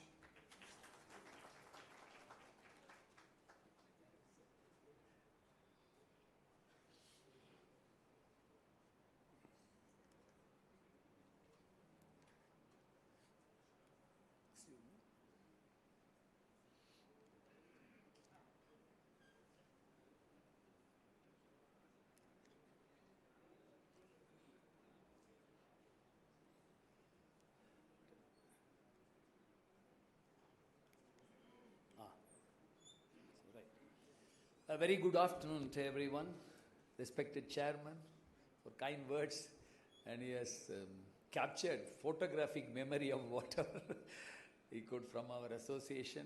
I'm really thankful and elated. Our front co-chairman, Dr. Charles, the person who can always make things brighten up in every forum, and very deep, insighted observations. So I'm very delighted to be associated with them, part of this presentation. Dr. K. Ayya, the details were sent to me. I have also heard about him. You know, for persons living in blood and flesh and bone, being remembered, and long time after their heavenly abode, they still are remembered for their contributions to the society, technology. So whichever technology not contribute to the community may not be remembered much. So we recall his work, commitment, and his efforts to bring together technology and also see that it serves directly to the community forever. So this is a very important thing. So just on the other side of the spectrum, we are now worried about the forever chemicals which we are using in a very large scale. So one side, a beautiful nutrient medium, which we want to keep it clean. The other side, the entire human community is ruthlessly, mindlessly playing with the forever chemicals. That would be the crux of the topic. How our model of ethno-veterinary approach could open up an opportunity to break the bad chain and bring about the good chain together. So the words I have mentioned here, so a beautiful photograph from the NDDB website. We talk about clean milk, fine white milk, and also think about clean dung and urine as part of the clean food, because these two things are going to be, or always almost 99% part of the all inputs into the agriculture. So if you want to make clean foods from the field, you need these things free from drug residues. So many people who have been observing human development, whatever way you call it, the civilizational, technical, information technology, now drones, and we talk about AI. So the maximum damage humankind has done to the ecology has been a serious issue, but we try to push it under the carpet. But unless we realize and take some steps, our future would be doomed. So that's why they said agriculture is a very, very tough term in that sense. So they use the word agroecology. Try to save something in the ecology and still produce food for the community. So now they say it is not only the foods but also the health. So the new word is medicinal agroecology. In that area only we work now, and everybody should move towards that. And in other words, we can call it as nature positive food production system. So we'll quickly go through what we mean by that. Before going into the things, we know about the challenges from the base zero level, we have the farmers, and then the animals are the real players there, and all the intermediaries and the consumers. So unless we connect all these stakeholders and see wherever problems are there and find solutions. That's the idea of having institutes. So now transdisciplinary, transnational research which would give immediate solution, trans-institutional combinations of personalities coming together, each with 20, 25 years of academic excellence and expertise. They shed their knowledge system and make something happen quickly. So my first thing is, kindly do not see cow as a machine. It's an ecosystem by itself. So how the one we propose as a nature positive ecosystem is different from the one we are trying to push through. Luckily, what was considered as a weakness, like Indian population sometime earlier, now the Indian dairy population, which is the segregated and highly dispersed manner, with 2 to 5 animals on an average, almost around 90% of them. Whether it is a problem or it's a strength, only time will tell. As far as I think, with 140 plus population, very crowded dairy industry is not going to help in any sense. We cannot think about like Europe, where they have 1 animal, 1 hectare. Even they now say 1 animal, 1 acre. 70 animals, they have 100 acres. So we can never think about the system. So within the system, we have to see that how close to nature in the production scenario we work at. So the word One Health, buzzword, everybody talks about. Some arts colleges, some small engineering college there, they conduct a national, international program on One Health. For a long, long time, it's about epidemiology, zoonosis, at the most, something around that. But One Health is much, much, much more beyond that. They are all part of it, no doubt. So it's multi-sectoral and starts with the soil. Health of the soil, plants, animals, humans, of course, the whole environment. So when I went to Wageningen in 2014, there was a department, agriculture, environment, and human. The 3 words were there in a board, and they were all working on that. So 2 years back, when 2 faculty members from Wageningen visited Anand to make a study about our EVM impact, one was a veterinarian, the other was a water engineer from South America. She is from South Africa. So they told, Wageningen has taken a stand that all disciplines will work again, towards only one goal, that is nature positive food production system. So this is what really One Health is. How we are all connected. We don't have to tell anyone, all are connected. Water bodies, we may say it, Panchabhutas. So the terminologies may probably bring about some apprehension that my people, the traditional knowledge, old way of telling. Whatever you tell it, when you take a bowl of rice, it's a bowl of rice, whether it is in a pot or a golden casket. It's a rice. So this is what we have to understand. We are all connected. We cannot get away with that. The connecting person is the microbes. Microbes rule the world. It is this globe belongs to microbes. We are all only serving them. If you have any doubt, you are mistaken. Let's see how it works.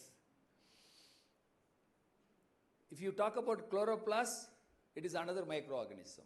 If you talk about reticulum, it's another microorganism adapted over millions of years. If you talk about mitochondria, every school student will say powerhouse of the cell. It is a relic of the past. It is another microorganism. Endosymbiotic theory. Lynn Margulis. She was marked. Her paper was written 13, 14 times. All the leading biologists were mocking at her. Luckily, James Lovelock was there. The Gaia hypothesis was slowly taken up. Now everybody knows endosymbiosis, and we get more and more evidence towards that. Zoonosis, as I told you, the food systems, endocrine disrupting or disruptor chemicals, EDCs, most dangerous. Nowadays, people use the word forever chemical. They are not going to get like our plastics. They are going to be there forever. So unless we stop. So what happens first? They kill the pollinators, the microbial system, the soil holobiont, the fungus. Flora, fauna, we stop with that. We have to add flora, fauna and fungi. Unless we have this in one platform, we will never understand. The recent, about 2 months back, there was a paper indicating how clouds are seeded. We know about silver nitrate, that is synthetic. The fungal spores they seed, this is called bioprecipitation. If you don't have the forest, there is no rain. So where we are standing right now, insects, fungi, rain clouds, and then soil microbiome, they are sustained. Plants nourish, pollinators produce food for the human and animal, and that's why we have a healthy environment. So health is a very, very important thing. So the soil. So we should not forget soil. Like Vande Madaram, earth, Mother Earth. 1 teaspoon of healthy soil contains, 1 billion bacteria. The sea water also has the same thing. So that means the globe, the world belongs to microbes. If you want to kill 1, 2, 3, 100,000, 1,000, 1 million, still you are nowhere near the truth. So don't try to go to that biocidal model. So everything, using chemicals, fertilizers for a long time, they say make the fungal network lazy. They will not help the uptake of minerals. General connected message. The most dangerous thing right now for the adolescent and the future generations is the food. Ultra-packed food. Chairman NDDB mentioned, or Chairman IDA South Zone mentioned about food, how they seriously they become contaminated with preservatives. In 2000, it was less than 1.5% obesity percentage in India. Now, in 2025, it crosses beyond 12. And Prime Minister recently remarked with the ICMR report, 40 crore Indians will come under obesity category in a decade or so. That is not a good message for Indians, either politically or economically, socially, whatever you see that. So this is what the endocrine disruptor chemicals are doing. As a veterinarian, I get cases. There may be veterinarians, even otherwise you can understand. 2.5-year heifer, first time. It is pregnant for 4 months. Udder is swollen, milk is coming out. Normally, in a primiparous animal, we have my students who are working in the reproduction side. On the 8th month only, people will just go and see whether the animal will develop a good udder. Until then, the endocrine system is kept in check. Because of the disrupting chemicals in the environment, 4 months pregnant primiparous animal is leaking milk. It is not good for the farmer. So I am seeing it. Every month I get few cases on that. The most suspicious agent in this case is a glyphosate. During our inquiry, my simple question, you want to show your children, grandchildren, great-grandchildren real flying butterflies or put them in the board?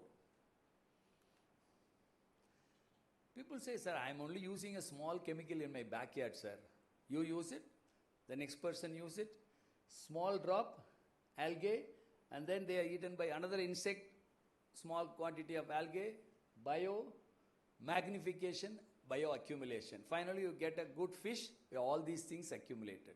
So this is one must be made aware of at all levels. Schools, colleges, common public must be aware of this environmental disturbance.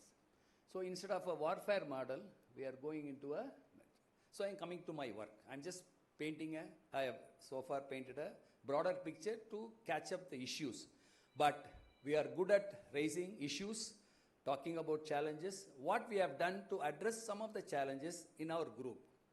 So the group means my association, the Department of Pharmacology, TANUVAS, and then Department of Animal Husbandry, Government of Tamil Nadu, state government giving about 18 lakhs in the initial stage, and then ICR has given a network program for 80 lakhs. Our 13 centers across the country, and then Madam Leena Nair, and then Madam Shanta Sheila Nair giving 13.72 crores to Tanuvas for a center. So everybody is looking for alternatives. They were so happy somebody is working on that. Come 2016, I entered into the campus of NDDB after a training in KMF in 2014. NDDB tested it and they said, yes, we will take it up. Now the message is all over the country. As chairman said, we are taking it beyond in source of India. But the fundamental remains the same. The healthcare, whether in animals or human beings, should be first accessible. Next is affordable. Somehow it's all managed in all systems of medicine. The third component is not there most of the times. When you say fever, when you have knee pain, any other disease, I don't want to go into the details. Say 3 days, okay, 3 weeks, 3 months, I'll give a long rope. 3 years, no way. That is not healthcare. We have to really introspect that particular aspect. We are talking about an outcome which we can predict 80% of the time, not 100%. There is no way to do that. So these are all the organizations, Government of India, GST, ICR, everybody, TDU, NDDB, our organization. We have done all the work on these lines. So now I just take one case for this understanding of how ecosystem is connected to the animal. If you see udder as part of the animal, you are right, but it's not only part of the animal, part of the entire ecosystem. If you are injecting anything into the udder or into the animal, the chemicals is not going to take any specific step there. They are destroying, and we have got enough published information that they are carrying antibiotic resistant genes. That's a serious problem. I remember when I heard that Dr. Ayaji was taking up PhD in Wisconsin. There is a Wisconsin study, if I remember correctly, the 2002 study, where they have found out 87% of the antibiotic usage in that farm for the last about 5 years, only for mastitis, one disease, 87% of the antibiotic usage. So that is why I took mastitis as my first thing to be. So what happens? Like gut, the udder has got a symbiotic environment with the microbiome. If you give anything parenterally or intramammary, they disturb. We talk about Staphylococcus aureus. Non-aureus Staphylococcus are providing immunity to the udder ecosystem. So unless otherwise it is absolutely essential, there is no point in using antibiotics. There are enough studies indicating nearly 60 to 70% of the subclinical mastitis, even clinical mastitis, do not require antibiotic intervention as the first line of defense. No, that has been very clearly proven. So these were my own animals at home, so no questions asked. I started working on this. So instead of using a biocidal approach, we are using a host resilient approach. We improve the immunity of the individual and using materials which are naturally available, which are anti-inflammatory, antimicrobial, and also immunomodulatory. You have no combination of these type available in the biomedicine system. So we address AMR, we address the food safety, we safeguard the soil health, and we preserve the humanity to continue to do agriculture, one of the earliest livelihood options. So the paradigm shift is required. As Thomas Kuhn mentioned, unless you think differently, you will not come out of the shackles. And people are always engineered to believe only a packaged food is good. So we have to be very careful. Of course, many of us are almost understood that, and we are keeping away younger generation. The moment they enter into a restaurant, they order a goli soda with different colors. I don't know what the hell is there. They are 10 years old. That's not a good trend. And you have to know what kind of chemicals are added in so many prepared foods to maintain it fresh, and most of them are frozen. So they have to keep them taut, and I don't want to mention the important preparations. They are good rather than eating when you are smelling. So everybody goes for it. So this is the ethno-veterinary formulation. Aloe vera, 250 grams, 50 grams of turmeric, and 15 grams of calcium oxide tuna. So everybody thought this is not part of science. Thank God, we persisted, we worked, we got the data. The NDDB data is very enormous, about 12.5 lakh animal data, of which nearly 300,000 animal data only for mastitis, with 82% clinical success in a standalone mode. So we have done all the pharmacological studies under ICAR, under our state scheme, and also with the help of NDD funding, we have now taken up a work with Indian Institute of Science. This paper is published December 2025, Microbial Pathogenesis. This is the first paper which has got the word ethno-veterinary preparation in oil and water base. This is an in vitro study. We have completed all the studies. This is a series of first paper which has come out. This was also 6-7 times it was revised because people didn't want to believe that this could happen with the simple material like aloe vera, turmeric and tuna. But it has happened at all levels. 360 degrees we have completed. Don't worry about it. Now, as I told, entered into NDB. We are working across the country. Trained veterinarians, through them the extension officers and the farmers groups across the country. And as the chairman mentioned, in 12 different languages, they are all translated. So the data is a data-driven program. It's not that somebody says we have worked in 5 animals, 10 animals. This is 2025, somewhere around June. Now it's almost 1 year. We have crossed 12.5 lakhs. All captured through enough in NDDB. Across the country, multi-centric study, whatever way you call it.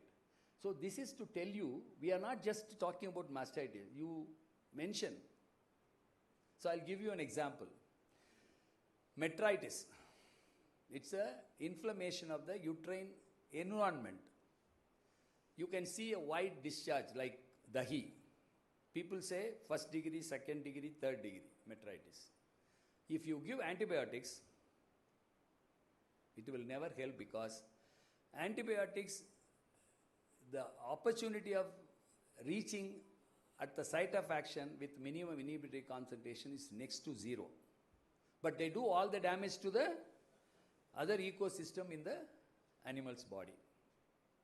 But I was also helpless. I didn't know how, because we are against intrauterine, because all the learned scholars have been telling anything beyond 5 ml into the non-gravid uterus is pathological. Then how you can infuse 20 ml, 30 ml? So we are causing more damage. So scouting through, somebody said, this aloe vera, this is 1 piece of moli, radish. So I was also wondering, giving moli orally, this is this end, working at the tail end. So see, everybody is suspicious. No? If you suspect, if you are apprehensive, I would appreciate you, because you cannot believe everyone whatever they say. So I just went through some of the trials, and then now we understand the sulfhydryl compounds have got the ability, and going into the details of that, when I just tears through the Siddha tradition, when we talk about the different tastes in Ayurveda and Siddha, we talk through the taste bud, taste of the individual thing. Vibhaga, there are different stages they explain, classical system. I am talking about the traditional knowledge, but we use the fundamentals of Siddha Ayurveda to analyze these things. Now they say there are receptors, not only in the buccal or oral region, extra oral receptors for these taste compounds are available in other organ systems. Anybody can take up. I would request the director to work on this particular with your obstetrics and gynecology scientists. So the sulfhydryl compounds, if you give morning 1 piece, about 200 grams, evening 1 piece, another 200 grams, 4 days, give a gap of 10 days because the cycle is 20 days, another 4 days, you will get crystal clear discharge. We have done control studies, we have Again, you can see metritis, reproductive failures. We have got nearly 1 lakh cases with 80% plus success. So is there any problem? We want to see radish only as my salad, not as a medicine? This is our mindset. Will you accept if I make poga into a capsule and give it to you? You won't accept. For food, you are very broad-minded. When you talk about medicine, you go into the cocoon because you are trained like that. Medicine, oh no. Coffee is a medicine or food? It is a serious medicine. But you consider it as a food because people have been telling coffee is a food. Morning coffee, early morning coffee, 11 o'clock coffee, 12 o'clock coffee. Coffee before bed. Very dangerous. But we assume. So mindset. Please, that's what I told. Paradigm shift in your thinking. No offense meant, please. So, the most important recognition for me is a practicing farmer. They only give me the feedback. But the ultimate aim is to convince the whole world. India showing the way. This is another example where FAO, WHO, and then WOHA, World Organ Animal Health, plus UNEP. They are all talking about AMR. Judiciously use antibiotics, reduce the use of antibiotics. Nobody talks about use this instead. So we are the only team in the world. We are the only country in the world. As Chairman also mentioned, it is going beyond the shores of India. They have accepted, now they have taken up work in Gujarat. They want to take it to other countries. Ethno-veterinary practices can be an alternative to reduce dependence on antibiotics. This happened in, I think, June 2025 in Anand. So these are our data. In NDDP, they are very strict officers, Animal Health Group. Sir, we have to do always the back-end science continuously. So the empirical data, so we went for individual data. You can see the outcome almost similar. We don't want to spare any effort. Whoever wants to do auditing, they can check up. Center for Science and Environment did an elaborate study for 1 year from Milma to West Bengal, West Assam Milk Union. Also they went. So they have done it and they have all come with the same thing. They have published a full report in December 2022 accepting that ethno-veterinary is a very good approach to deal with AIMR. So this is what I mentioned about nature positive food production system given in Copenhagen as a model for the entire academic community in the university work towards one thing. So where we are standing in 2026, minus loss of biodiversity in every sense. So they want to revive. The only way is not only antibiotics. We never talk about anthelmintics. I was talking with our colleagues in NAIP. Again, our students from Namakkal, he has made a report through ICR from IVRI. 40% of small ruminants were all in the extensive system. 40% they show nematode resistance. Where we stand? The parasitols are really crying. You talk about AMR, you never talk about AR. So we have to see only when there is an essential need, excess load, routine deworming is unethical. So there are so many issues, again, chemical. So the point is, it's a milk day, sir, but you are talking about something. Yeah, I'm coming to it. So when you want to make any industry viable, you always think ahead and you have to think about, like, one of the earliest innovations from the academic side is value addition. With milk, value addition has been going on. So when I came here, I think many of you might be knowing Dr. Krishnaswamy, the microbiologist, our Shivashankaran's business partner, very learned person. He was in Tirupati Veterinary College, he was in Hebbal. He told me, Punimurthy, you please taste our Dharwad Beda, right? Made out of jaggery. So, innovations. So, from that time onward, every time I come here, instead of buying my surpa, I'll buy Dharwad Beda. People love it. So, those innovations are there. Beyond that, we have to see who is the producer, what are their challenges, how we are going to keep them in the business. How to keep the younger generation in the business. How to tell them that this is very essential for not only their for existence, for our existence also. As I have been telling, we are using so many chemicals. Who is going to build the cat? You leave it to agriculture, horticulture. I'll tell you a small story. 17-year-old boy visited me to have some idea about dairy farming. He is from Dindukal region, Theni. I asked him, what is that you are doing in your family? Sir, we are agriculture. What do you grow? He said, we are having grape wine, sir. Oh, fine. So I said, about 2 acres. So I asked him, what all things you carry out? Sir, myself, my father, mother, sister's husband, my another sister is there, not married. All the 6 of us will carry one dabba with chemical and we will walk through. Dip it, and do not allow anything to fall into the ground. So costly, no? See, dip, dip. From the moment you get the grapes slightly bunching out.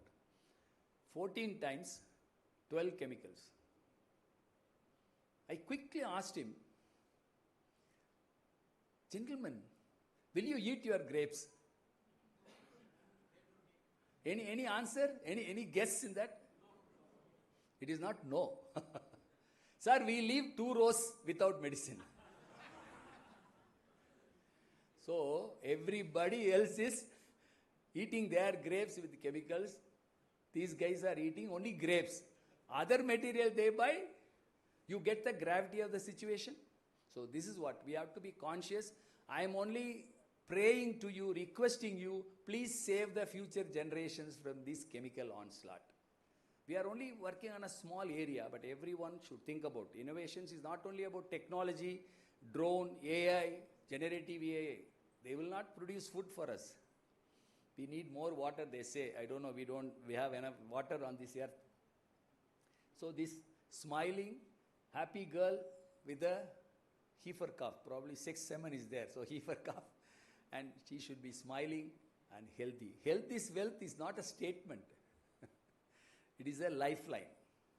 So we talk about nature positive food production system and it is livestock centric. How? You talk about zero budget natural farming. You talk about organic manure and compost. You talk about biofertilizers and microbial inoculants, natural pest and disease management, crop diversity and polyculture, seed saving and heirloom varieties, native varieties, natural pest and disease management. They use conservation agriculture, they use biodynamic agriculture. Whatever we use, terms we use for different ways of producing food, which is essential. Livestock manure. Organic livestock integration is not a fancy word or buzzword. That's playing the pivotal role. For that, what they do, they provide the basis or the cultural medium for the microbiome. We are not overtly claiming that animals are doing everything. So whenever they put manure and small pellets of the small ruminants like sheep and goats into a fish pond, they are not the feed for the fishes. They help the zoophytons and the phytoplanktons. They allow them to grow. The same thing is here. They allow the holobionts of the soil to flourish. The fungal network. See, I'll just leave one message. See, from the aquatic environment, some life form came into the terrestrial area, plants had no root system, which was provided by the fungal network. So, which is old? Fungal. Fungal group is the old system. So, it's not flora, fauna and funga. It is funga, flora and then fauna. Animals came much, much later. So, like this, we teach young boys and girls to see the environmental pollution is in such a level, we will never get clean food. So, milk being just white is not clean and everything should be clean, and we need antibiotics both for human and animals only in very select and critical situations. If critically and clinically important antibiotics are misused, already we have done damage, but we have to quickly stop that and keep the antibiotics conserved for future. So this is one end. And keep the environment with a nature positive approach for production systems. So this gentleman spent almost 50 years in the field. So when I sat with him, he was having a herd of animals. Only during the new moon and full moon day, he will just go home, take some. All along, he has been living in the field. Their knowledge is stupendous. They talk about everything. Another gentleman on Ayature Konar, he lived for 24 years with about 100 heads of cattle in Sadaragiri forest, about 200 square kilometers. He never went home. So I asked him, he was already 94 when I used to interact with him. Ayya, you please tell me how much you know about the ecosystem of that land. He cannot read or write, but he can sing some songs from the Siddha tradition. And he was thinking for a while and finally said, almost 70% of the flora I can identify. Who taught him? So nature can teach you so much, but you have to be receptive. So this is what we have learned. So what I have done, I have learned so much in veterinary science that learning is very important. Equally important was the unlearning process. So you teach every scientist, every student, learn and unlearn and try to make sense of what you are talking about. So this is another thing I just thought about. So biogas. Kannan from Tamil Nadu chapter, he was mentioning that he is doing a great job in working out small models. As I mentioned, NDDB has taken up a big project in Banas Dairy. The entire plant, I think about 70 lakh liters per day, they are processing only with biogas. Here again, there is another catch. If a farmer is having 10 animals, that manure is spread into the field, whatever chemical he added, it goes there. When you are buying all the manure and urine, and the excreta is going to be there, as I told you, bio-magnification, bio-accumulation. So you have to be doubly careful. You never introduce any unwanted chemicals unnecessarily into the system. So again, you are spoiling the soil health. So if you take everything in one go, ethno-veterinary is not everything, but it is one small step towards one health. So everybody should work towards that. Never add any synthetic colorants. Never add any synthetic preservatives. Make it as natural as possible. Our gut microbes. So somebody is telling, which is the best way to eat? Eat with hand. You have to teach people to eat with hands. So that's how we forget traditions. Cleanliness and hygiene is different. But eating with spoon may be a fancy idea, but the only way to replenish your healthy microbiome. So we talk about circular economy.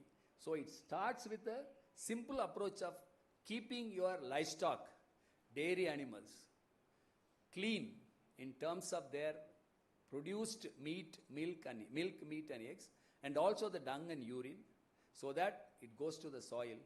Now I think you can connect everything together. So when you go to the first or second slide where everything is connected, we have to see that. So these endocrine disruptor chemicals, I'm not talking too much. First they are seen nowadays, trouts, they are not reproducing. First effect happens in the aquatic environment. I don't know whether I can talk about it, but the message is written on the wall. Every small town is having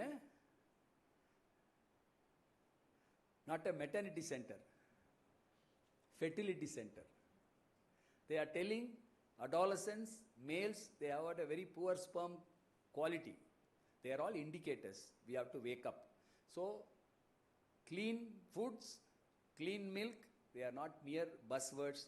We have to work towards it and very conscious about our approach, keeping ourselves very clean in the nature positive food production loop. So, again, insects disperse fungal spores, fungi seed clouds, rain sustains soil microbes feed plants, plants nourish pollinators, pollinators sustain food, food sustains animal health, human health, and healthy animals and humans only produce or make the possibility of biodiversity. If you break any link, the whole circle fails. So, see that you get a good milk, now we have to educate all the stakeholders. See that we take the lead. Indian Dairy Association, South Zone, take a lead. Inform farmers that keep away from chemicals. You give us clean milk and give yourself and to the neighboring farmers clean dung and urine, so that we keep the clean cycle of clean food production in the agriculture, horticulture, fisheries. That's how we are all safe. Otherwise, it will be like the grape wine farmer from Theni. He can only protect himself from few bunches of grapes, not from other foods. So, One Health is soil health, animal health, biodiversity, environment, and human resilience. See, you can imagine in 1 spoon of seawater, in 1 spoon of soil, when there are so many microbes, against how many microbes you will get vaccination? So, host resilience is very important. That is what Siddha and Ayurveda insist. I think Sir will talk more about it. I think that's it. Thank you so much. Any specific questions?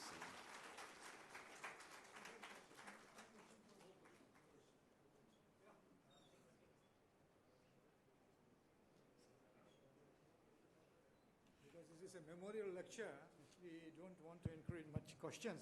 They can interact with you during the lunchtime. Thank you very much. One of the most fascinating talks we had heard of late. So well presented, so well articulated. I get goosebumps seeing Kulkarni's face. He is very time particular and time conscious. I'll take 3 minutes and probably my colleague will take another 3 minutes. Okay. So, Dr. Punyamurthy, it was a wonderful presentation. I really appreciate it, and let's give him a good hand for his wonderful presentation.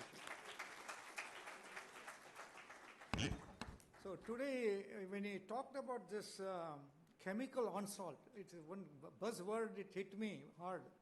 I said, if we are going to have this, probably we'll have no food available which we can consume without any of those chemicals, the way things are happening.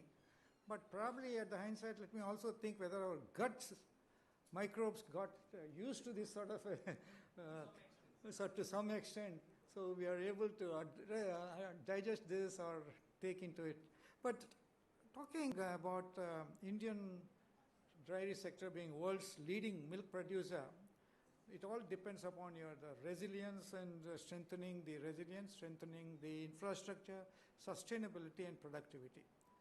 So there are a lot of key challenges which we have to face. And he did mention about One Health. I bring One Health not only in concept of animals, you also did mention animals, soil, plant, human, and gut health. Today, gut health has become so important that most of the diseases are being targeted to the gut environment, the gut microbiome. So probably that's where, long back about, I think Dr. Sampath was also there when we heard Dr. Devi Shetty in one of the lectures, Dr. Devi Shetty, one of the greatest heart surgeon from Bangalore, Narayan Netralaya.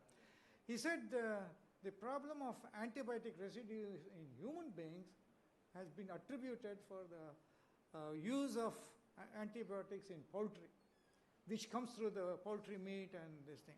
But we all, animal scientists, try to protect ourselves saying it doesn't happen that way. But we know at the hindsight how much of antibiotics used to go and how much was coming into the cycle. So it is not only One Health or AMR. This concept of AMR is not new. But unfortunately, it's not being practiced to the extent we want the farmers to do. There are limitations, but that's where I think the concept of ethno-veterinary medicine should come into. Now, talking about ethno-veterinary medicine, I was just telling you this network project. We have screened so many samples. Unfortunately, these samples are all documented. Validation has not been done. I think unless you do the validation, probably it is a time ICR should think about already identified herbs and plant materials which can go into, look into their, how this can work in animals, and I think that is where validation becomes very important. Then disease forecast, because today zoonotic is much important for our country because the humans and animals are in close proximity. If you go into the farmer's place, the same house is room is shared by the animals and humans, the farmer. So it becomes a big issue to address this. But I think this is where today we have the Nivedi, ICR Nivedi at Bangalore, who are looking into the disease warning systems and also the looking into what has early warning for disease forecasting and all that, which is very important. Now we are also looking into the climate resilience for looking into indigenous breeds, which are having better health, they are less susceptible for environmental stresses. So probably we have to look into that. And food safety, and there milk becomes a very important commodity. I don't want to mention this, but it doesn't allow me to keep quiet also, where a lot of reports were there earlier too, that pesticide residues, heavy metals coming into the milk and through the milk chain. And there were reports. It was very difficult to even publish those results because of a simple reason it was impacting the entire human population in the country. But sincere attempts have been made to see how best we can reduce it, but it is coming through different means. The animal feed or fodder, which is fodder scarcity. The animal goes and takes fodder available in the near drainages and all. A lot of heavy metals are accumulated.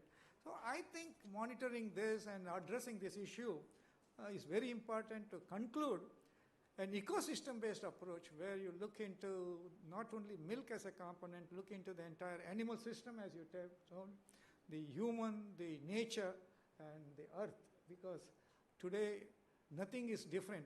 Your human, your animal, your plant, your environment all becomes one, and if you want to address this sector, improving the public health, productivity, profitability, and sustainability of the farmers, I think we have to address the major issue of zoonotic, AMR, and the other environmental constraints. Thank you very much, and once again, thank you very much for your good presentation. Now I will request my colleague, Dr. Charles. I think he will be as brief as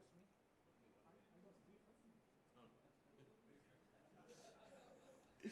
Thank you, Chairman. I think Dr. Punimurthy, for your excellent presentation. Is thought-provoking. I just summarized your talk with only 3 lines, so I thought I will share with you. One, health starts with the soil. I think I am right. This supports the 0 point farmer and facilitates the destination, that's the consumer. And this leads to nature positive food production system. So this is what I have understood. Okay. Chairman is a veterinarian. The presenter is a veterinarian. I'm a dairy technologist. I don't know why the organizer has chosen like this to cement between these two so that the industry can also talk about One Earth. Okay. This is from the industry point of view. We always just give importance to all these aspects after the FSSI starts, implementing certain, testing methodologies. Many companies, including cooperatives, they are just now doing this only from the bulk sample, from the milk tanker. We don't even do. Then, very rarely we go for kind of, root cause analysis to go to the concerned bulk milk cooler, concerned farmer to find out where it happens. The only one point, the basic issue I think he has been just mentioning is about mastitis. Why sporadically antibiotics being used in mastitis? There's a withdrawal period. We tell all our people, do not permit this farmer to bring milk for 5 days. 3 days at least, 5 days. Never it is followed. This is the biggest problem we face in the field. And any amount of education is still, not supporting this kind of stuff. One of the things, which I read about this antibiotic residue, which I have been just doing some kind of, not research, some kind of data and everything. it is a prolonged toxicity, they call it. That's a major point, which I, long-term toxicity, which leads to, yes, which leads to cancer, carcinogenic, and also affects kidney and liver. See, when we just maybe make the people aware of it, then they will be, otherwise, like Teni farmer, he just making only one row for his family and other rows for others. Sir, it's good that you have informed me. Whenever I cross Dindigul, I purchase 2 boxes of grapes. So it's good that, I will not even do that. And I think my wife is here. We make grape juice out of it and drink and see how much antibiotic is going inside. We do not know. This is the biggest problem which we are facing. As far as the industry is concerned, we have only fermentation problem. So, okay, if it's a starter failure, starter culture failure, etc., it will not ferment. Yes. Ferment. Then we have a trade problems. When we export something is there, that kind of, we call it, MRL, maximum residual limit, etc. However, sir, you have given a good insight. I think the industry people and the cooperative dairy people who are present here, please take care of this. Antibiotic residue is only one. There are two more residues. I think I was talking to doctor yesterday also. Other one is our chemical residue, that is either from pesticide or from fertilizer. The third one, the dangerous one, is aflatoxin residue. I think we are slowly we have to address one after another. I think IDA in the future also will be able to just address this issue so that we will make the people aware of it. I think last 2 weeks back, Tamil Nadu chapter IDA has arranged a program, webinar. Dr. Punimurthy was there, and across India people attended this webinar, and it was really an eye-opener at the time. And this is another one, and people are also listening. Thank you. Thanks for patient listening. Thanks, Dr. Punimurthy sir. I think I have just smiled in your timing. Thank you.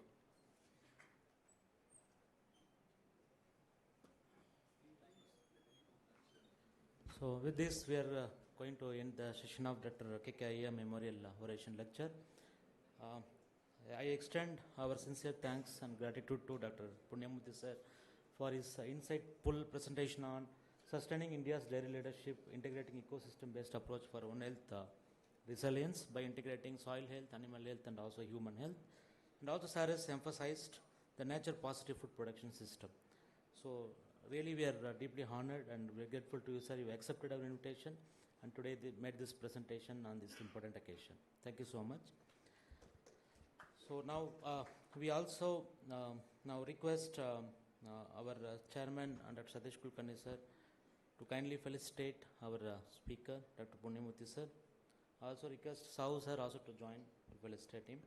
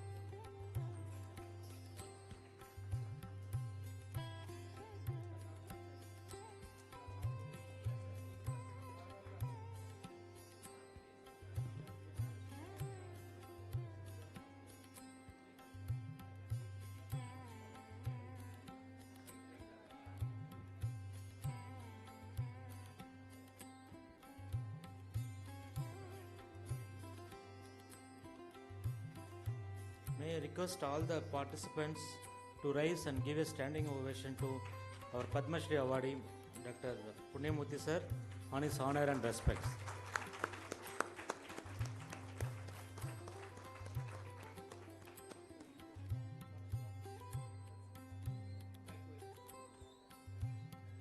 I also extend our sincere thanks to Dr. C.S. Birsa sir and Charles sir for conducting this particular session. Thank you very much, sir. So I request Pulkani sir to felicitate our chair and co-chair with the memento.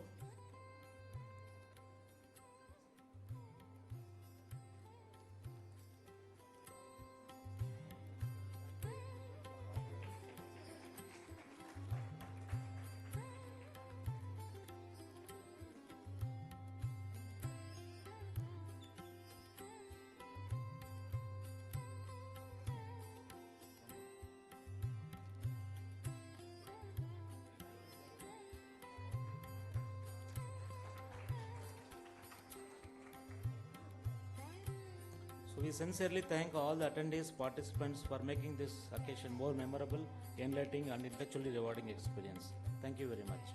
Next session.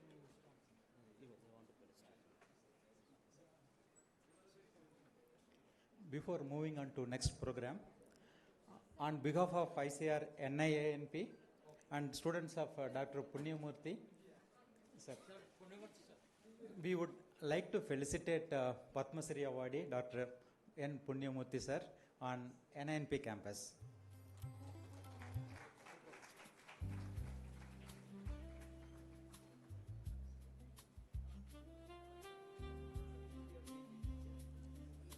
That is Punyamurthy sir students who are here in this campus. They are felicitating their guru.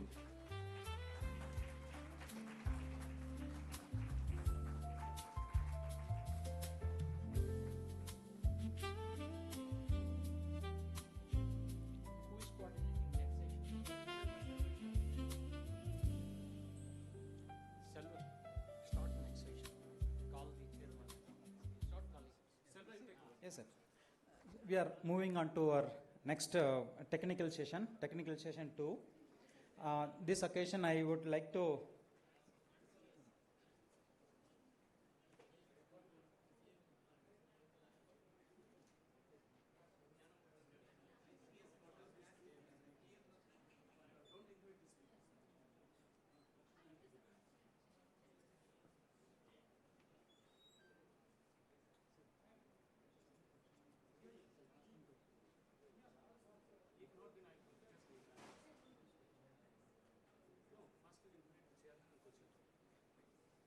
So now I invite chairman of this session, Dr. P.A. Sankar, former director of instruction, postgraduate studies, KVFSU, Bidar, Karnataka, to chair this session.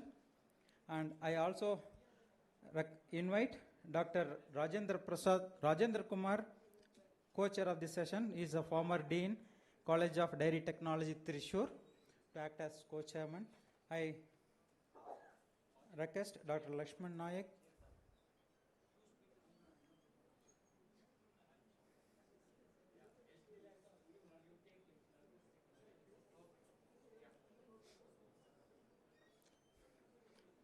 So,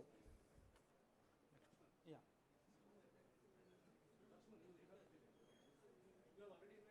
Yeah, Dr. Lakshman Nayak. Yeah, I invited. I invite Dr. Lakshman Nayak to welcome chairman, Dr. P.A. Shankar. And I request Sri Vijayendra Deshpande sir to welcome Dr. Rajendra Kumar.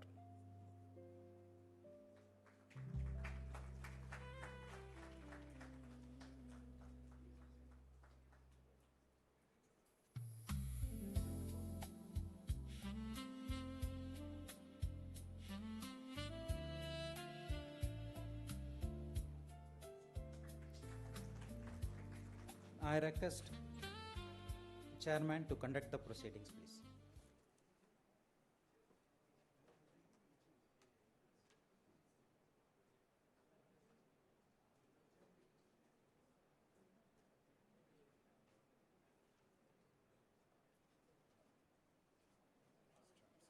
It's okay.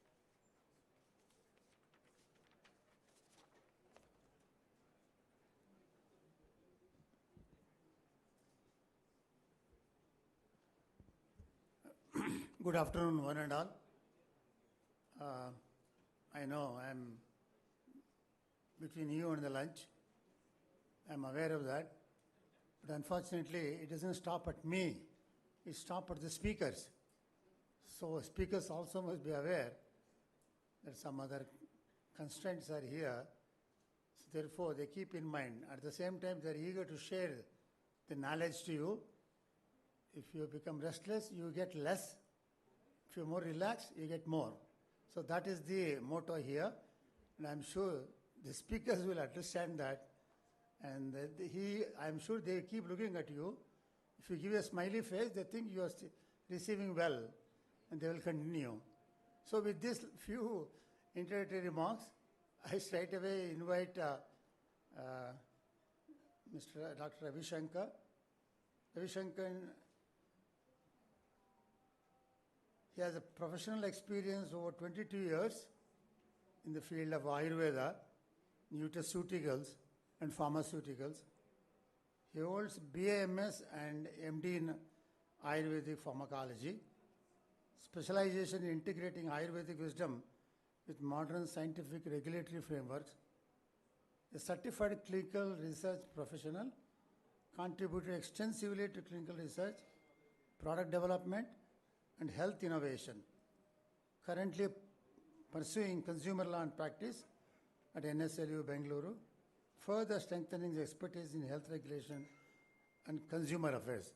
Before I call upon, we would like to mention that as scientists, we love challenges. How many of you say no? Because that's your bread and butter. Unless there is a problem for you, you will not do any investigation. You will not do any study. You will not carry out any research work. If AMR is a problem, how to overcome the AMRs is a challenge. Whether to avoid using antibiotic or to neutralize AMRs. So these are the challenges which we all face. I am sure as research scientists, keep this in mind. There is no point in running away from problems. Problems have to be faced. Solution has to be found. Only challenge is, where does it affect? Who is the most vulnerable? What are the ways of overcoming those challenges is what is kept in mind. In Ayurveda, major challenge is, as you know, in any medicine, the first thing they look at is, what is the constituent responsible for that? As dairy technologists, most of you know, when there is a flavor, aroma, which is a confluence of many, many volatile aromatic compounds, we look at one which is prominently visible and we monitor that. It doesn't mean we don't know anything about the aroma. We do know, but looking at the limitations, we look at only one or two distinguishing components.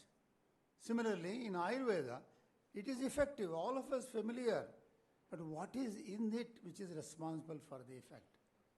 So I'm sure the two speakers will come out with more details and explain to you all details. If you have still some questions, please make a note, because I don't think you will have enough time. Therefore, unless you are willing to sit till 3 o'clock, I see only 1 or 2 yes. Anyway, let us be practical. Let us be practical. So put a question, write it down on a piece of paper, circulate to Ravi Shankar or to the management organizers, and I am sure Ravi Shankar will leave his WhatsApp number, email ID, so that people can write to him and get the clarification. Oh, I'm sorry, Ravi Shankar is already here, so I'll make a move. Thank you. With these few words, I heartily welcome Ravi Shankar to make the presentation. Thank you.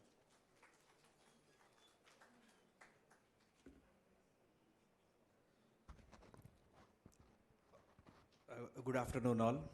First of all, thank you, Chairman Sir, for giving a very brief intro about me. And I just would like to take less time as the team is awaiting for the next session and other activities. But one more thing which scares me is that the earlier presentation done by none other than Padma Shri sir, before such a kind of huge presentation, any presentation of any nature would definitely would be of very minimal in nature.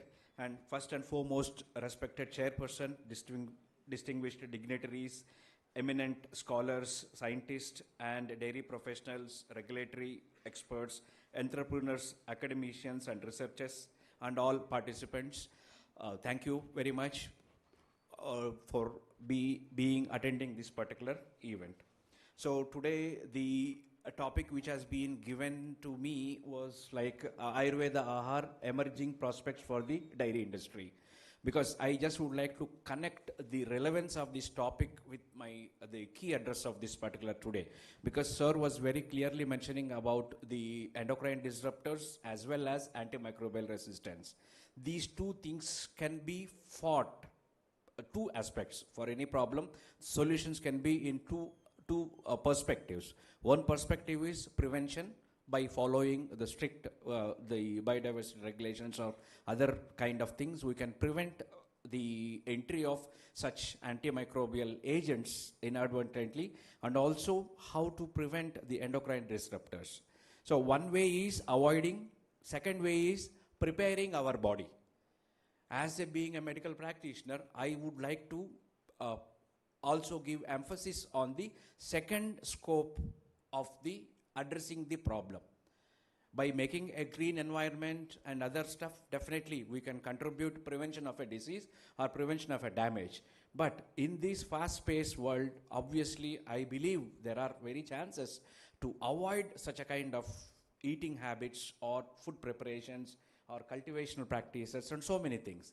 But parallelly, we also need to prepare our bodies in such a way that we are going to ready to fight against such kind of endocrine disruptors or the antimicrobial resistance. Because only two kind of diseases, infectious and non-infectious. But nowadays more prevalent is non-infectious, non-communicable diseases are more having a huge economy burden on that. So most of the lifestyle conditions and all can be addressed through our presentation today. See, Ayurveda Ahar, a prospect for the dairy industry, basically navigating traditional wisdom, modern regulations, and functional dairy innovation.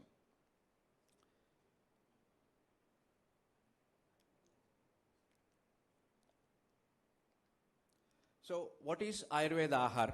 So, I don't want to go very detailed because the factor of time and all. I just would like to touch the base and give an ideology for the scientist and the other industrial fraternity. So, Ayurveda Ahar is a new regulation where my colleague is going to explain about the more clarity on that particular thing. And we need to look into the three aspects like classical foundation and regulatory legitimacy and the global movement. So basically, Ayurveda, Ahar is nothing but food, and the importance of food has been told long back in ancient times, like 5,000 years ago in Charak Samhita as Pranaha Pranabhruta Mannam Tadayuktasya Nihantyasun. That means to say, the first he mentioned that if any food substance has not been taken in a proper way, so if a food is being consumed in improper way, it is going to cause disease. Food. And the same thing, yukta yuktam tradopayugram yuktam pranaya kalpate. That means to say that if a food is being taken in a proper manner, it is going to help the life of an individual. That is what wholesome food, unwholesome food. Lot of Ayurveda lectures are there on the food practice, like dinacharya, when to eat, when not to eat, what to eat, how to eat. Because nowadays it's a trend that early morning 4 o'clock you are getting biryanis outside the thing.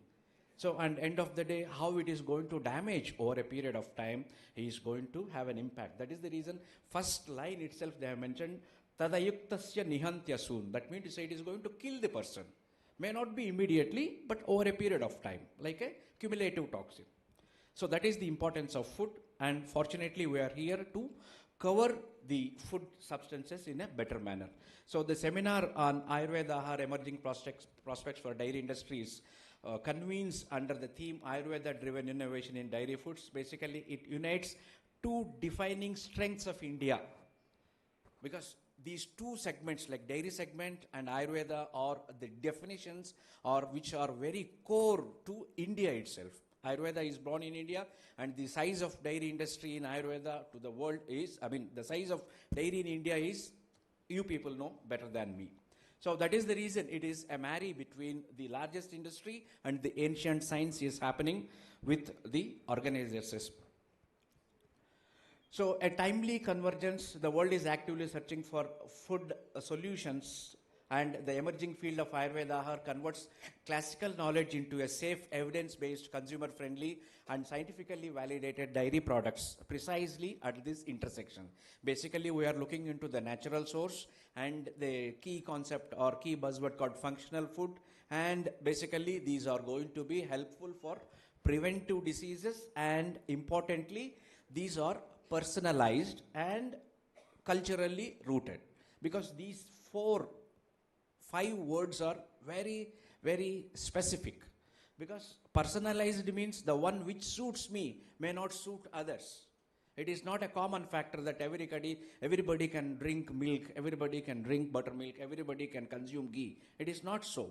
Those are personalized based on the constitutions. I am not going to much deep about the personalized food patterns here.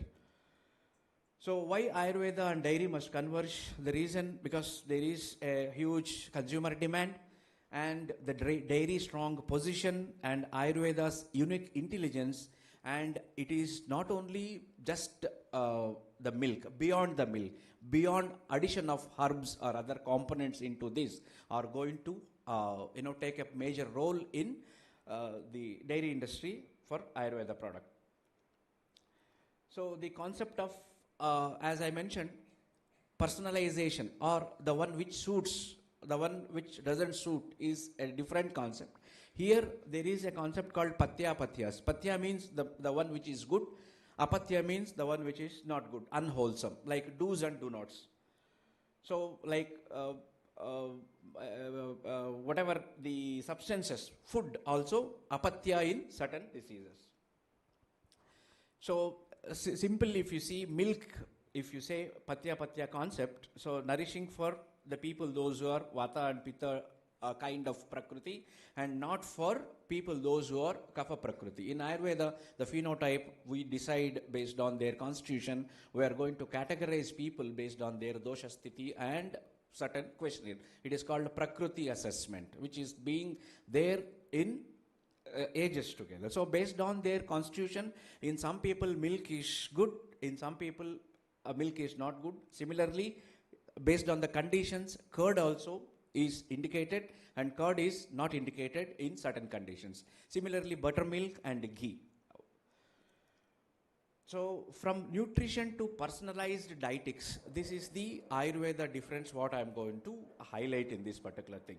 Because in Ayurveda, the 8 components which are being considered as a kind of, a remedy or a kind of path to the nutritional panel, that the macronutrients, apart from the micronutrients, amino acid, fatty acids, bioactive compounds, which are necessary but not sufficient in Ayurveda, which examines food through a clinical dietetic model which is rooted in Ashtahara Vidhi Visheshayatanas. That means to say what kind of season, what kind of constitution, what kind of combination, what kind of quantity, what kind of region he is living, what kind of time he is living, what kind of the method of consumption, and also the type of sambhokta. That means the person. This is the exact combination, or this is the exact point what I need to look. Not as Dr. Satish sir told in the starting that 30 grams of protein, 15 grams of protein per scoop, they are advertising, which is not right, which is not relevant. Because whatever the consumer is consuming, they need to assess what my requirement, what would be my calorie burning capacity, and what would be my objective of that particular thing. It is not universally 30 gram per day protein is suitable to all kind of people. So that is where Ayurveda based ahar or Ayurveda plays a role in the food. So the Ayurvedic innovation framework applied to dairy, as I told, the different combinations we need to look into the development of the product, like Prakriti, Karana, Samyoga, Rashi and all, what I told earlier. And the different kind of dairy products have been mentioned in Ayurveda. So like milk, curd, buttermilk, butter, fresh ghee, old ghee, whey, colostrum, and cream. So it is when we look into the product development for a consumer on a larger scale, we need to look into the requirements and we need to look into the resources. The resources in Ayurveda, if you look at a blueprint of innovation, each classical dairy substance is a distinct entity with its own properties, indications, contraindications, digestive behavior, and therapeutic potential. For example, curd plus milk, fermentation, and fundamentally transform the substance. Ghee, butter have different kind. Aged ghee, fresh ghee, which is different. Whey, colostrum have distinct therapeutic roles. And where here the innovative opportunity, what a entrepreneur or a scientist should look into that, the classical diversity can inspire a complete Ayurveda informed dairy innovation ecosystem, moving far beyond plain milk, flavored beverage, and conventional curd products towards a differentiated, purpose-built portfolio. This is the important the agenda of the scientific panel. And one by one, if we look into the Gorasa Vargas, that means to say the products which are derived from the cow considered under dairy product, and the first and foremost comes as milk, because earlier speakers have spoken about this importance and other thing. So I am not going to take extensive thing. Only the ideas I will just try to sensitize here. The importance of milk everybody knows, and it is more suitable kind of product of cow, and it is being given in ideal conditions, and what are the non-ideal conditions where there is low digestion kind of thing, it is not indicated.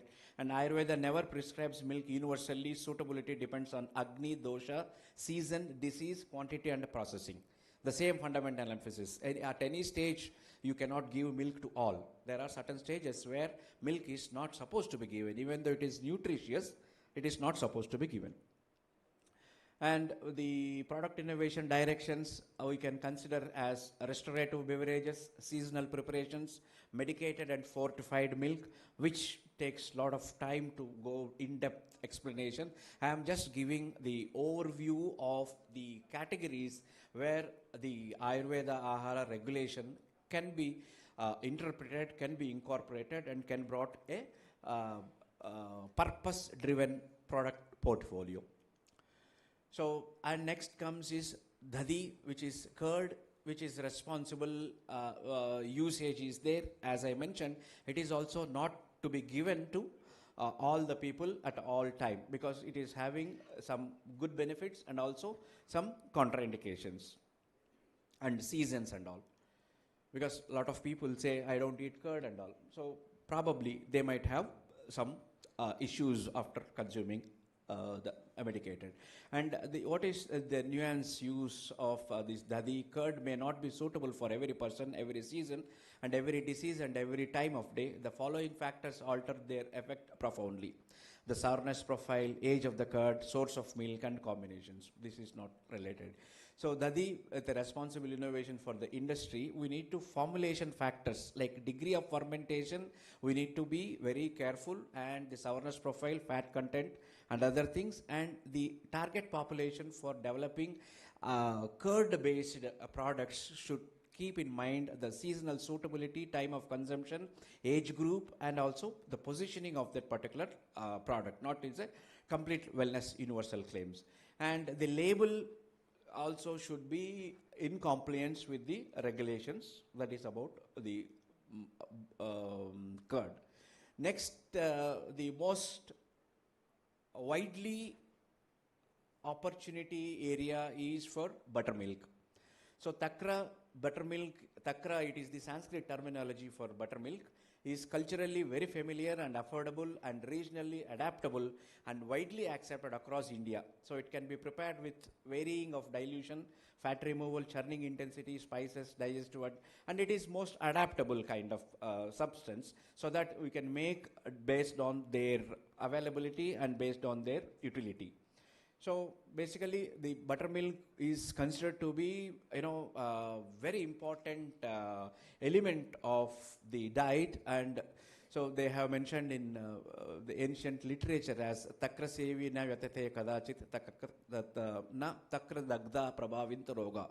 Yata suranam amrutam sukhaya tata naranam bhuvi takramiti. That means to say, he has given simile that for the ancient for Daivas and Devatas, Amrita is an elixir, but whereas for human, buttermilk is an equivalent elixir.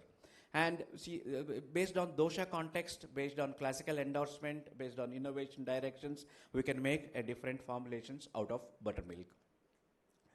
And here, by looking into the utility, post-meal digestive buttermilk, spiced buttermilk, and some combinations, and low-fat buttermilk, regional specific buttermilk beverages, gut health buttermilk, and ready-to-drink urban buttermilk format. All these things can be brought into a innovative aspect, because earlier the co-chairman sir was telling that the gut health is one of the important element nowadays people are considered, because there is a direct gut-brain axis which can be responsible for many diseases. So buttermilk is one of the best format, can be prepared according to the need. And of course, ghee is considered to be sarva gavyeshu cha uttamam. Out of all the cow products, like milk, buttermilk, and curd, ghee is supposed to be very, very best out of all these things. And again, so of all this ghee, the basic ghee is having these kind of properties, which is going to pacify pitta, and it is going to enhance the intelligence, and it is going to give the content hridkaram, and it is going to give the radiance, and a lot of properties of normal ghee has been mentioned in Ayurveda long back. But now these are the properties of ghee. And the future opportunities in Grita, the research priorities and the product innovation areas. So the food grade Ayurveda inspired ghee products and medicated ghee, which are functional formulations, because nowadays ghee is being consumed as a celebrity drink in their coffee and other formats. So definitely there is a huge scope for these kind of innovative projects which can be taken and can value added to the medicated ghee, and we can bring that particular product into the consumer perspective for different health conditions and different the disease preventive wellness. And the other forgotten dairy possibilities, which includes Navanita, Mastu, Piyusha, and Kilata and Morata, and these are all like butter, whey, colostrum. These are also highly revered.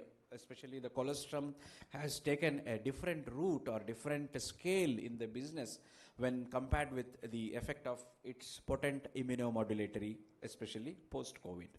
So these are all other areas, and the bridge between Ayurveda and dairy technology can be laid down with Ayurveda samskara methods and modern dairy processing parallels. Because samskara is a process where a particular herb or a particular product is being processed with a different technology to impart its better therapeutic potentiality, and also to reduce, if at all, any adverse effects are there of such substance.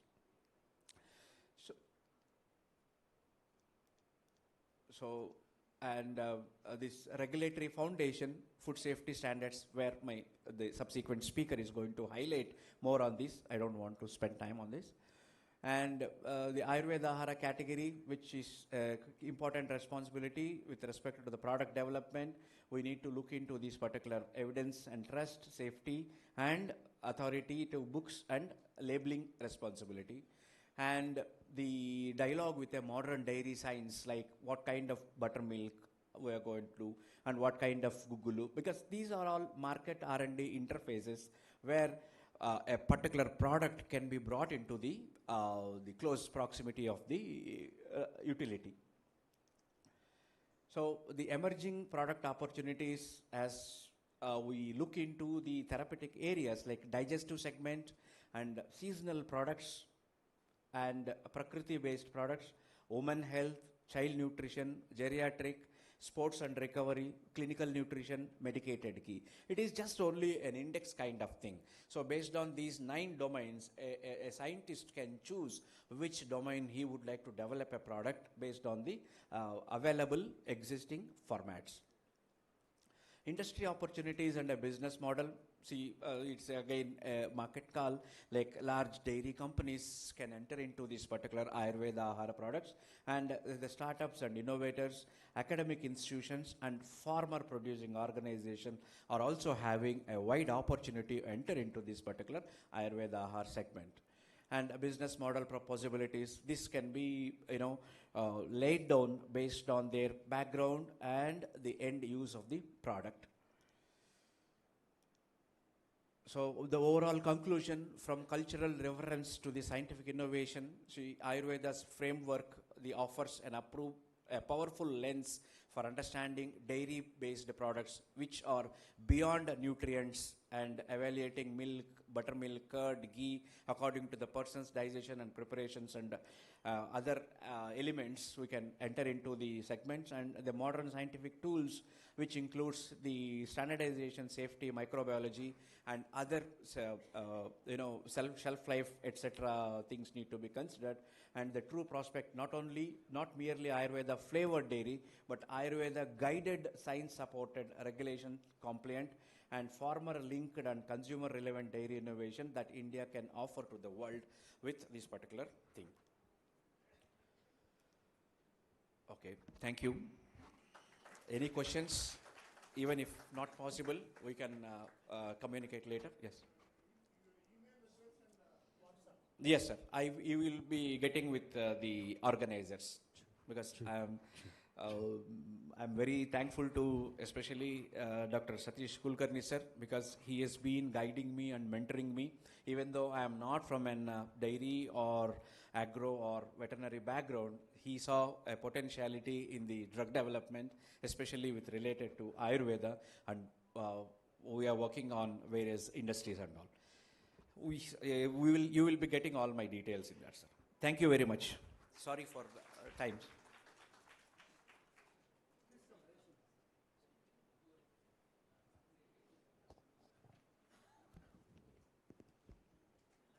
Thank you, Ravi Shankar.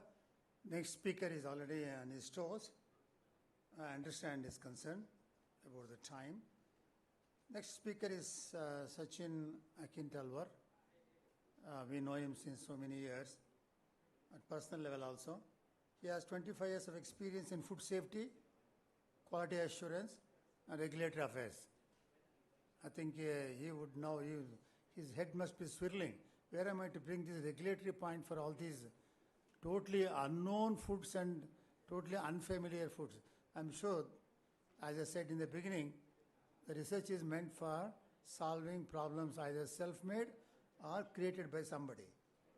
Holds a B.Tech in food science, and then held leadership roles in renowned organizations, including Coca-Cola, Nestle, Reliance, Britannia Industries, Parley Agro, and Demanto. Now, most recently served as head product compliance and government relations at Cloudtail India, a leading seller in the Amazon India marketplace. His focus will be on FSSAI regulations. We know already FSSAI has a huge bunch of regulations. Despite all these regulations, we see every day deviations from the practicing regulations, because it's almost impossible to cover every possible deviations in the regulations. So I'm sure he will also come out with some way to address this issue. Sachin, please.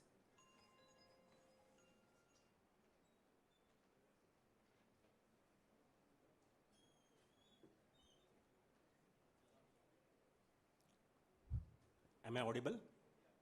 So good afternoon, everyone. So without wasting much of time, and thanks to the organizers for giving me this opportunity, I will straight go to the topic, to the next slide. Yeah. So today's topic is emerging regulatory challenges for the Ayurveda Ahara dairy products, and my previous speakers has already given a detailed context about what Ayurveda Ahara is, how it is linked to FSSAI, what are the basics about Ayurveda Ahara, and what are the business opportunities, and how innovations can play a role in this particular segment, covering the entire ecosystem. So now, as far as my talk is concerned, it is restricted to the regulatory part of it, and as we all know, the regulations are keep evolving, keep emerging, and especially the Ayurveda Ahara regulations, which is actually introduced only in 2022, but the entire framework and the licensing categorizations hardly came a year ago, and recently there are many changes, so as we go along, we'll see that. Next slide, please. No, sorry.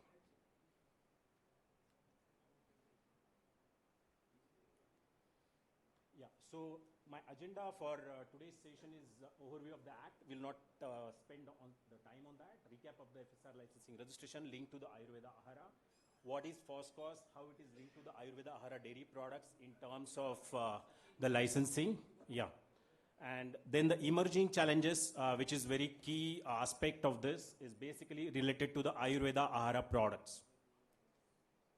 So we will not spend much time here, as we all know this entire food ecosystem or the food chain, where everyone in the supply chain needs license, starting from traders till retailers, except farmers and consumers are being exempted from the licensing.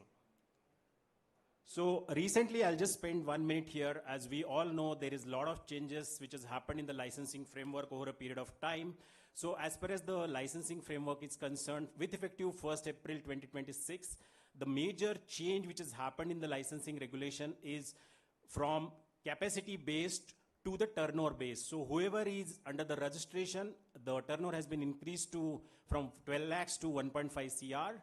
Whoever is under the license from the capacity, let's say the earlier the standardized products category, the capacity was up to 2 metric ton per day. You can get state license. If it is more than 2 metric ton per day, you need to get the central license. However, now the entire criteria has been changed from capacity to turnover. So whoever is in the business of any of the standardized products, let's say dairy products, or let's say a ghee or a butter, if your turnover, annual turnover is up to 50 crore, the financial year turnover is basically you are qualifying or you are eligible under state license. And if your turnover is crossing 50 CR on a financial year basis, you will be eligible for the central license. So that entire capacity-based turnover has capacity-based criteria has been removed and changed to the turnover criteria with effective 1st April 2026. So whoever is applying for the license, you will see that when you actually go through the FOSCOS portal. So, so this is the schedule 1. So we'll restrict our discussions only for the central licensing part. And if you see, these are the list of products which are basically actually under the central licensing criteria. Here you will see the 12 number category, which is under the Ayurveda Ahara. So just to summarize, all the Ayurveda Ahara products are under the Food Safety and Standards Regulations, Ayurveda Ahara Regulations 2022. And recently only there is a well-defined framework, as I mentioned in the beginning. So as we go along, we'll see that. And this is now, it is being formalized. There are a lot of changes and still that process is on. But what is the current status? What are the current challenges? Obviously, that is what we are going to discuss. So this is the fee structure. So as far as the Ayurveda Ahara manufacturers, repackers, or relabelers are concerned, all will fall under central licensing criteria. And everyone is under Ayurveda Ahara, only manufacturer, repackers and relabelers, not the wholesaler, distributor or retailer. They will continue to sell these products based on the turnover criteria, which I mentioned before. So for central licensing, the fee will be 7,500 plus GST per year. You can go for minimum 1 year license or maximum 5 years, means 1, 2, 3, 4, 5.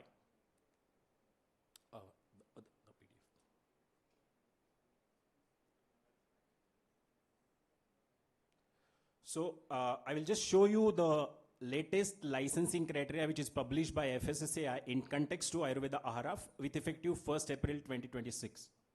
Yeah, third page.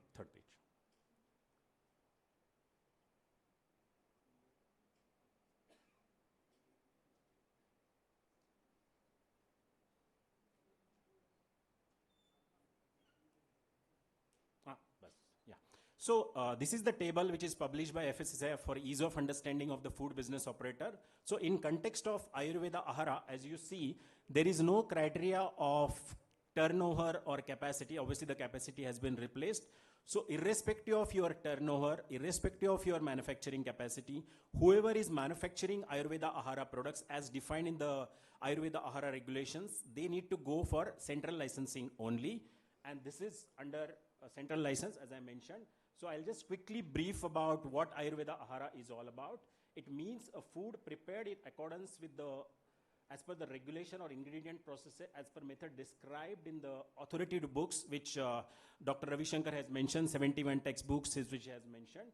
And you need to comply with all other criterias like labeling, like contaminant toxins and residue regulations. Then there are other regulations in terms of licensing and registration, then laboratory and sampling analysis, and most important regulation which any Ayurveda Ahara manufacturer or the brand owner has to comply with, obviously the advertising and claims regulation, which is the horizontal regulation.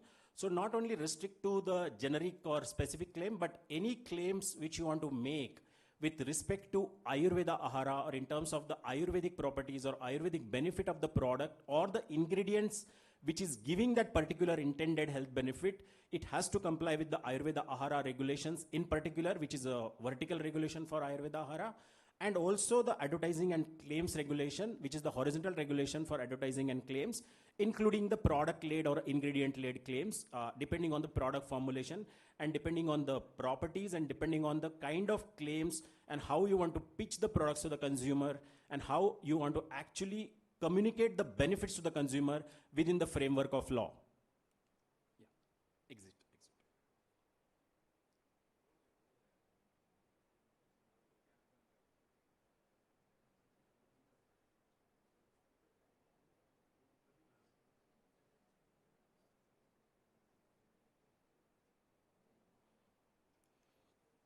Yeah, so these are the conditions of license, so we'll not spend much time here. So these are conditions of license for all the food business operators, but as far as Ayurveda Ahara manufacturers are concerned, they will fall under central licensing and you need to comply with all the regulations, requirements, what is given here. So one of the major requirement, you have to ensure that whatever the raw materials from whom you are buying, they need to comply with the applicable regulations of Ayurveda Ahara, as well as the finished product, obviously you are going to manufacturer. And apart from that, there are other requirements in terms of lab report uploading, like every 6 months you have to get your product tested from FSSAI approved NABL accredited laboratory, then annual returns filing, then there is a new requirement of quarterly uploading of rejected or expired data, which is across the board, which includes Ayurveda Ahara as well.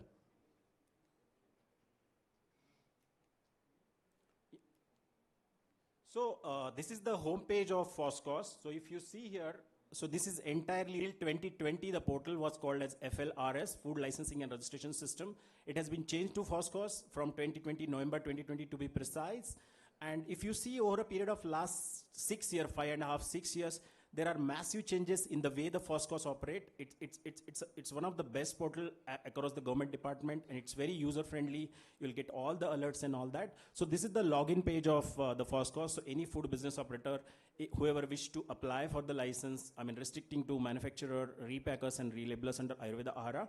So this is the homepage of the FOSCOS portal. So these are the objectives, why the FOSCOS is introduced. So this is self-explanatory, so we'll not spend time on this. Yeah. So here if you see the first link, view all FSSAI standardized products. If you click on that link, you will see there are multiple categories. As we go along, I'll show you. So it starts from category 1, 2, 3 till category 18. Then there is a category of 99 for substances added to food. 18 categories for traditional dairy products. Then there is a category which is recently introduced, as I said, just a year ago, or not even a year ago, for Ayurveda Ahara products. It is the category called 102. Category 102, whoever is getting whoever has to apply for Ayurveda Ahara license under the manufacturer, repacker and relabeler category, they have to select category 102 on 102 in FOSCOS portal while obtaining while applying the license. Subsequently, the license will be issued under the category 102 for Ayurveda Ahara products. So here is the home page. If you see here under the manufacturer tab, there are various tabs for dairy products, for vegetable oil products, for general manufacturing, for health supplement nutraceuticals, and there is a section 22 for proprietary food. So there is a separate tab under the manufacturing which is called Ayurveda Ahara. So once you click on that tab, you will see this home page. And as I said in the beginning, Ayurveda Ahara is only under central licensing. So when you apply, it will directly go to the central licensing authority for necessary scrutiny. But there are a lot of new processes or new mechanism or new requirements being introduced by FSSAI. Even before you go for filing your FSSAI license as a manufacturer, repacker or relabeler, there is another requirement which is being introduced just a month back by FSSAI is about the approval of particular product by particular Ayurveda Ahara product, similar to vegan and other products like non-specified products. So you have to first take the approval from FSSAI headquarters. So there is a separate portal for that. After getting the approval for a particular product, after that only you are eligible to apply for the FSSAI manufacturing repacker or relabeler license, because in order to apply for the license as a manufacturer, repacker or relabeler, you have to submit the approval copy from FSSAI headquarters from the Science and Standard Division under the Ayurveda Ahara.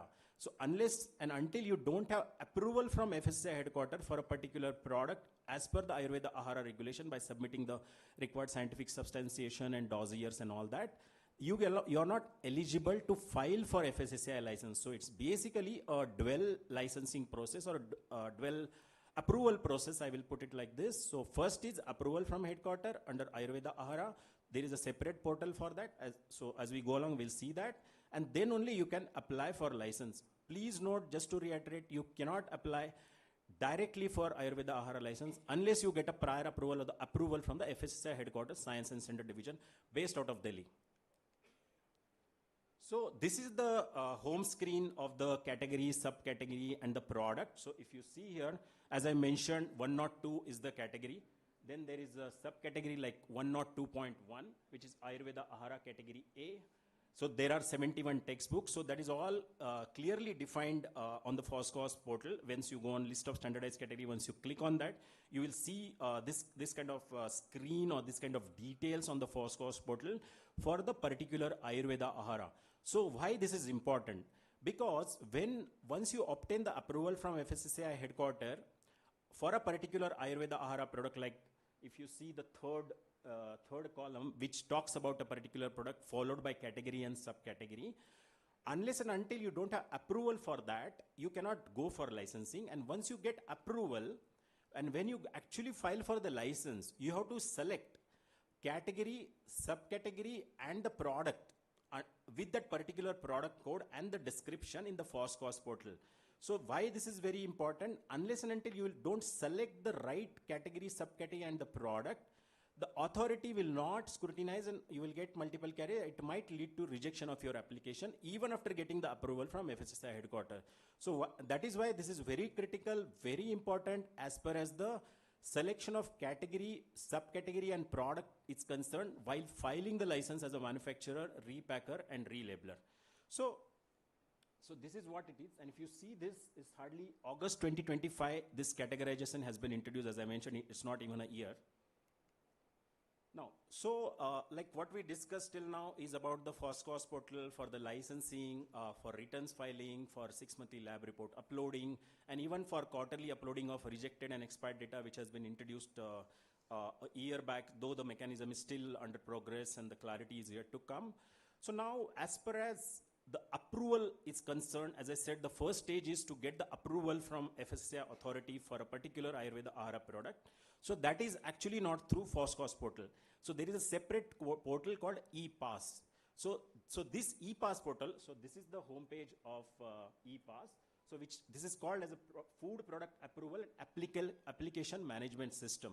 So this ePass portal is actually introduced in 2018, initially only for non-specified food and non-specified ingredients. So I'll just take a minute here. So what is non-specified food or non-specified ingredient? It's basically for the products. If you're manufacturing a product with a particular ingredient which is not currently allowed in current regulatory framework, that will be considered as a non-specified food. For that, you have to take approval from FSSAI headquarters through e-pass portal. And let's say if tomorrow you want to introduce any new ingredient or a new botanical extract or any new additive in a particular product, in that case also, you need to go for a non-specified ingredient approval.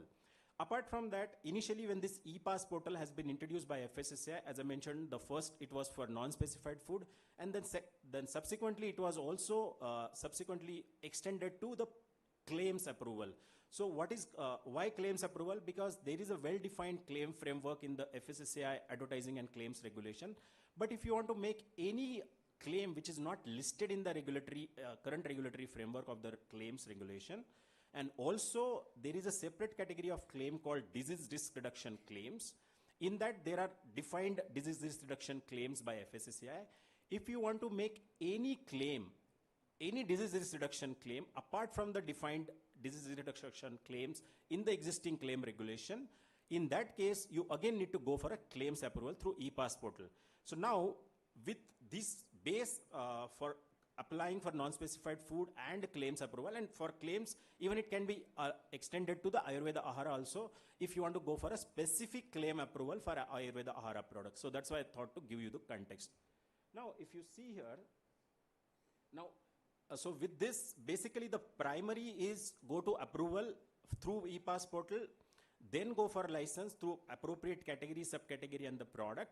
But now even though that is particularly clarified or through various notifications, orders and advisories by FSSAI, but still this is at a very nascent stage, and even the authorities are also at the regional level who are actually granting the approval for Ayurveda Ahara licensed for licenses, and also the authorities at central level who are actually going to give the approval, the initial approval for Ayurveda Ahara through e-pass portal.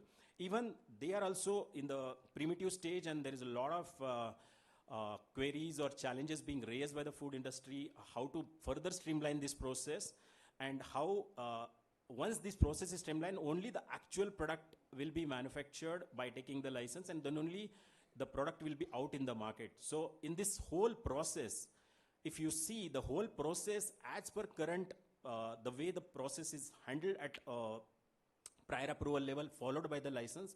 So if you want to launch any Ayurveda Ahara product, you have to take a minimum time period of 8 to 10 months. So first is approval itself will take 6 to 8 months, and then additional 2 months. So this is also I'm telling on an ideal scenario. It may extend depending on the kind of data which you will submit, the kind of queries they will ask, then you have to respond back, then the authority, then the data will be presented to the expert committee, then expert committee will review that. After that, only the approval is granted by FSSAI headquarters.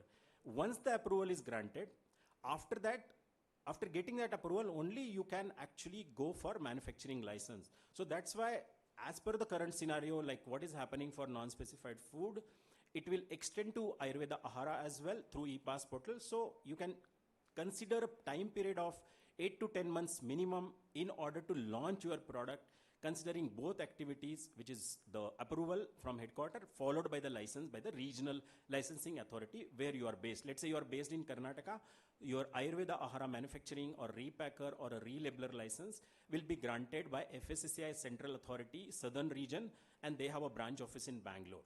So this is from a licensing standpoint. Now, if you see the current challenges, few of the challenges I have already mentioned. So currently, the first challenge what the people are currently facing, because it's a very new system or a new process being introduced. So what category, what subcategory, under what product code, how I have to link to the Ayurveda text, 71 Ayurveda text, how I have to formulate my, basically the product dossier, the product claims and the studies, what kind of studies I have to submit, whether for certain claims clinical studies are required or not. Apart from that, any other requirement which is not currently, it's not explicitly defined, because there is no consolidated or a comprehensive guidance document is yet to be released, even though the primary work is done. Hence, even at a current stage, even though the licensing framework is defined, the approval framework is defined, but still there is lack of complete clarity. I will not say lack of clarity, lack of clarity in terms of how we have to apply, what are the documents required, what studies needs to be submitted in order to get the approval, and after that, what documents need to be submitted for getting the manufacturing, repacker or relabeler license. So that is still under progress. So as we go along, and maybe in next few months, that clarity should come from authorities, so that the launch timelines will be significantly reduced, and you can bring the product, go to the market, you can bring the product, say, within 6 to 8 months, that too also on an ideal scenario. But despite of doing all these efforts, despite of defining all this, but still the ideal period for getting the approval followed by license, it still continue to be 6 to 8 months. So whenever you are actually conceptualizing, whenever you are actually finalizing the product under Ayurveda Ahara and planning to launch the product, please consider these timelines because below this timeline, it is not going to happen. So irrespective of whatever efforts you do, this is the standard process for Ayurveda Ahara, similar to what is for a non-specified products and ingredients, as I mentioned. So another thing, as I mentioned about the dual endorsing. So right now, for why dual endorsing, as I explained, the primary approval from FSSAI headquarters, then the license from the authorities. But same endorsing mechanism is not there, dual endorsing for organic products as well as for the fortified products, which with the plus F logo you might have seen. But for organic products and for fortified products, the endorsing is only from regional authorities, not from headquarters. But for vegan products and Ayurveda products, it is a dual endorsing. First from Ayurveda, central authority from FSSAI Science and Standard Division, and second from the regional licensing authority, which I explained. Another important thing currently, what is the challenge is the timeline, which I have given a very realistic timeline looking at our experience with non-specified food. But still, from a timeline perspective, like in license, they have given that if there are no queries, and if you don't get a response from the date of filing, within 60 days, they have to either raise a query or grant the license. If you don't get any query after submitting the response in the FOSCOS portal for any particular license, so after 60 days, it is deemed to be licensed. That is only in a general scenario for FSI license, but that is not being defined in Ayurveda Ahara, or for that matter, even non-specified. Only what is defined, once you get the clarifications or queries from authorities, you have to respond back within 30 days to them. After that also, there is no clarity in terms of how soon they can come back to you after responding from your query. So the timeline is only defined at a FBO level, not from an authority level at present. Okay. Then again, as I mentioned, the lack of clarity on specific details about the risk assessment and the kind of data we have to submit from a product safety, efficacy, or any toxicological data, and any other studies data for in vitro studies or in vivo studies, or any claim substantiation data. So there is no very well defined structure or the FAQs or any guidance document being released as of now by FSSAI. What actually needs to be submitted for getting the approval of Ayurveda Ahara products at present from FSSAI headquarters, and subsequently the license from the regional authorities. Yeah. So these are the few orders which is being introduced by FSSAI, which is across the board, but also for the Ayurveda Ahara products. So one is the mandatory PAN linkage. So as you know now, government at a central level, irrespective of the businesses, they want to make PAN as a company identification number. So everything linked to your business is linked to the PAN. Hence the PAN authentication or PAN verification is being made mandatory, irrespective of the food business operator, whether it is manufacturer, repacker, relabeler, importer, exporter, wholesaler, retailer, distributor, direct sellers, or even the people who are actually at the PT food business operator level at a registration level. For everyone, they have made a PAN as a mandatory document, and only through your PAN validation, you are actually able to apply for the license. And now, with the introduction of new licensing mechanism and other processes, even your GST is actually linked to your PAN, and when you actually put your GST number and put your PAN number, it will fetch the details from the GSTN portal.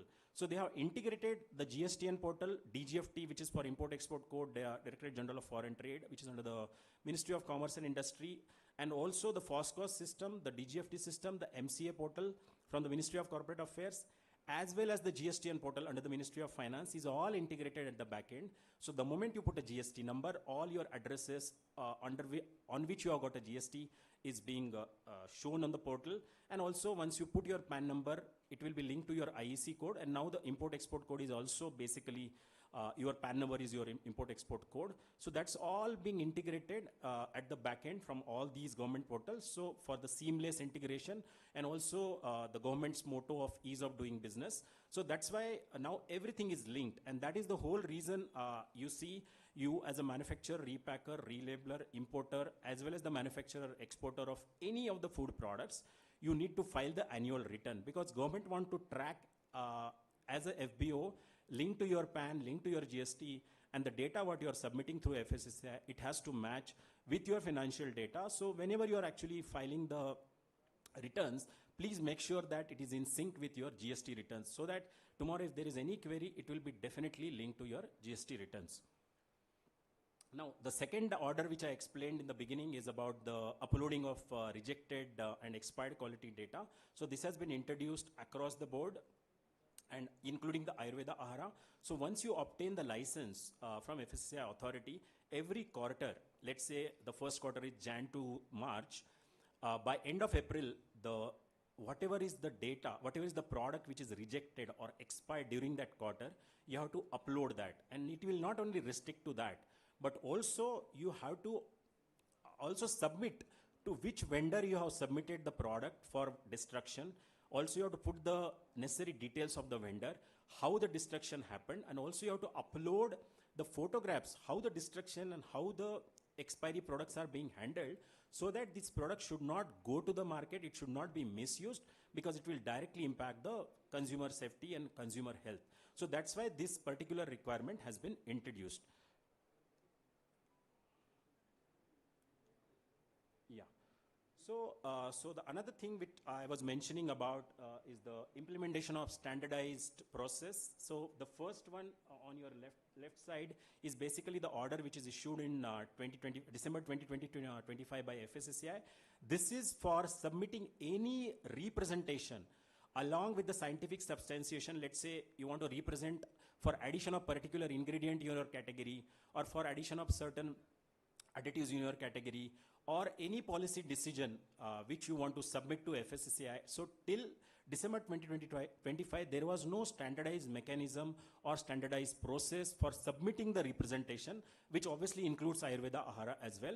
And hence FSSAI has felt the need to introduce the standardized process for submitting the representation on the first. So there is a separate portal called as a NSC portal, which is called as a National Stakeholder Consultation Portal. Through that portal, you have to actually create a login and submit your representation along with the necessary substantiation and the purpose for which the representation is being made, and then it will be directed to the respective scientific committees and scientific panel depending on the subject, and then you will get alert and you can track your application through a particular login ID, through a particular reference number, similar to how you track your license application through FOSCOS portal. And another important thing what I would like to mention is the second order, which I already briefed on that, but just to summarize, if you see this order, so this order talks about non-specified food, the e-pass portal where you want to apply for basically the Ayurveda Ahara approval. So it basically non-specified food and non-specified ingredient for the claims for your Ayurveda Ahara products, even for the products which are under health supplement nutraceutical where single ingredient vitamins, minerals. And if you are adding any salts which are not currently permitted in the existing regulation, earlier there was a mechanism called as prior notification or prior communication to the authority or the prior approval authority, but there was no clarity or no mechanism and no centralized tracking at a headquarter level.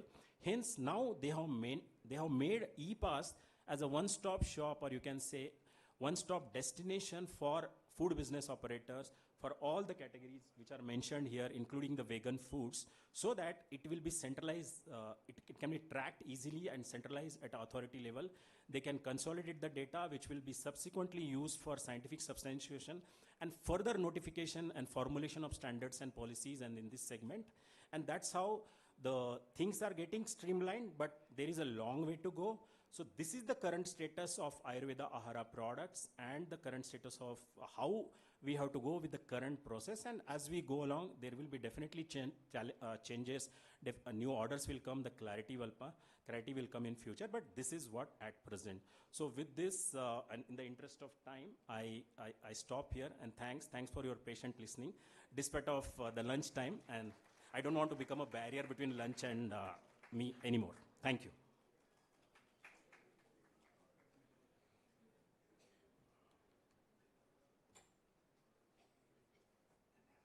I know questions have to be in written form for clarity. So all of you, please put down your questions and they will be answered later on. My co-chairman would like to share some of his thoughts on these two presentations.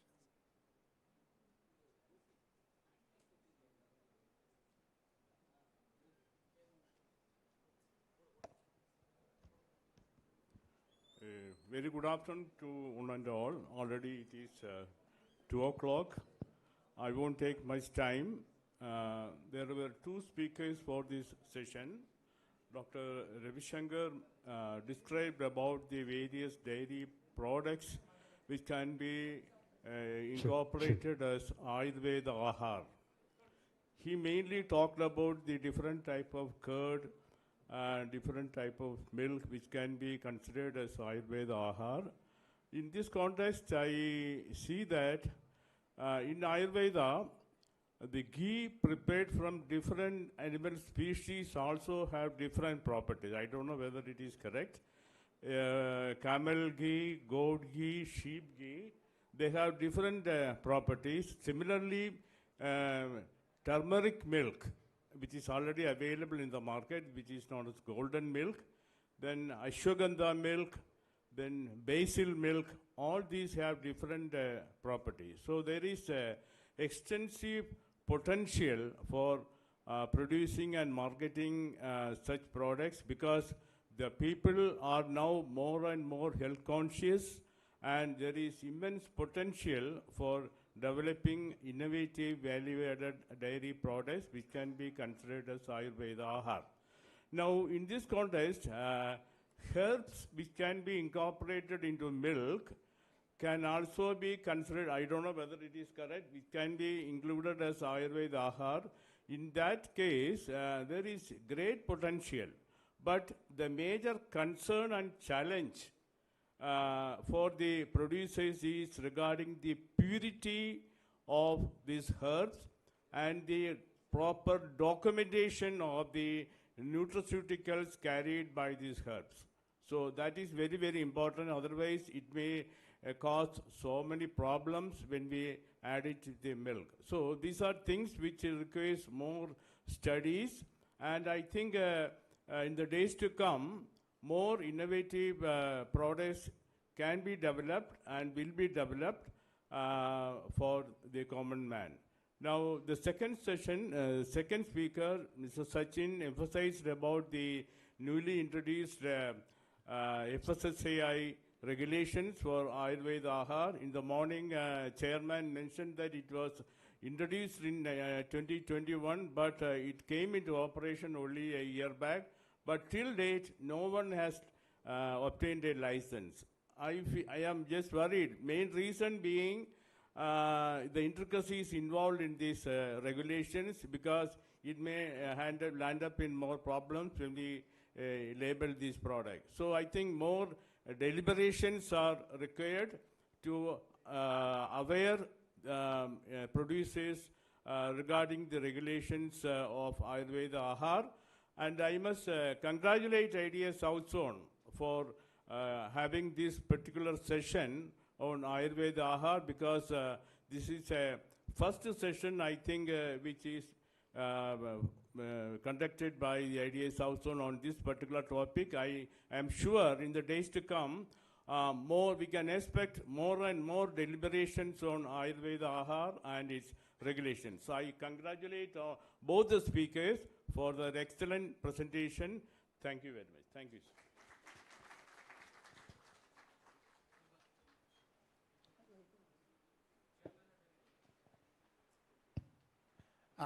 After two presentations, I am sure each of you must be wondering what needs to be put on the question paper slip. Please do be very generous in asking questions. Because when you have to ask a question on the podium or on the auditorium, it is difficult to structure the sentence. But when you are given a sufficient time, I'm sure all of you start thinking how to structure the sentence, how to structure the query, what is expected, what is to be expected, what not to be. So all those things will be enough time. Please put it down. As you can see, the email ID is here, WhatsApp numbers are there. If it is not there, you can contact the organizers or I. He will be able to provide you all this. Thank you very much. Thank you, Chairman and Co-Chairman, for conducting this session very effectively. Now it is time for presenting a memento to our, as a token of love and affection to our presenters, speakers. First, I request our Chairman to present memento to Dr. Ravi Shankar, please.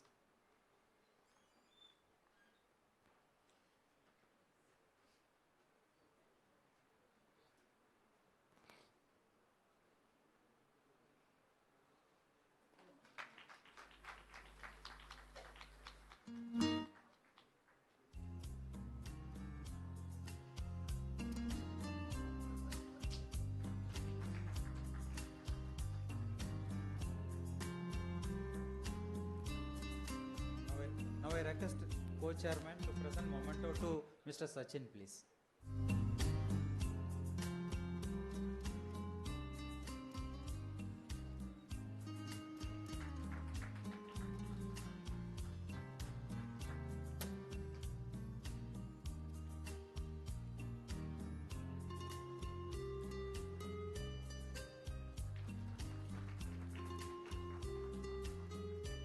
Now it's time to thank our chair and co-chair for conducting this session very effectively. Now I request our Dr. Chennagowda sir, first his MD, former MD came up to present memento to our chairman.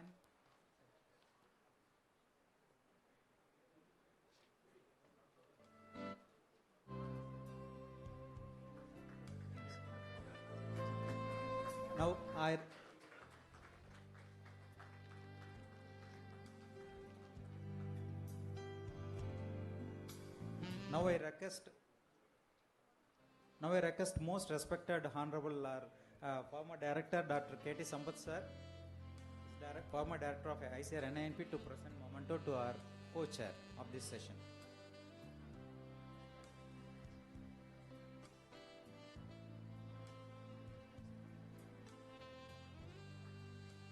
Thank you, sir.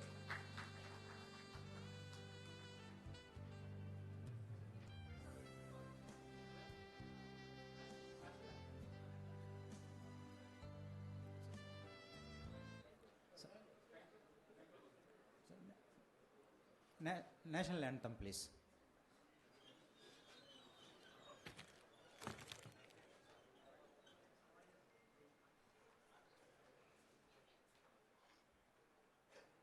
Jana Gana मन अधिनायक जय हे भारत भाग्य विधाता पंजाब सिंध गुजरात मराठा द्राविड उत्कल बंगा विंध्य हिमाचल यमुना गंगा उच्चल जलधि तरंगा तव शुभ नामे जागे तव शुभ आशीष मागे गाहे तव जय गाथा जन गण मंगलदायक जय हे भारत भाग्य विधाता जय हे जय हे जय हे जय जय जय जय हे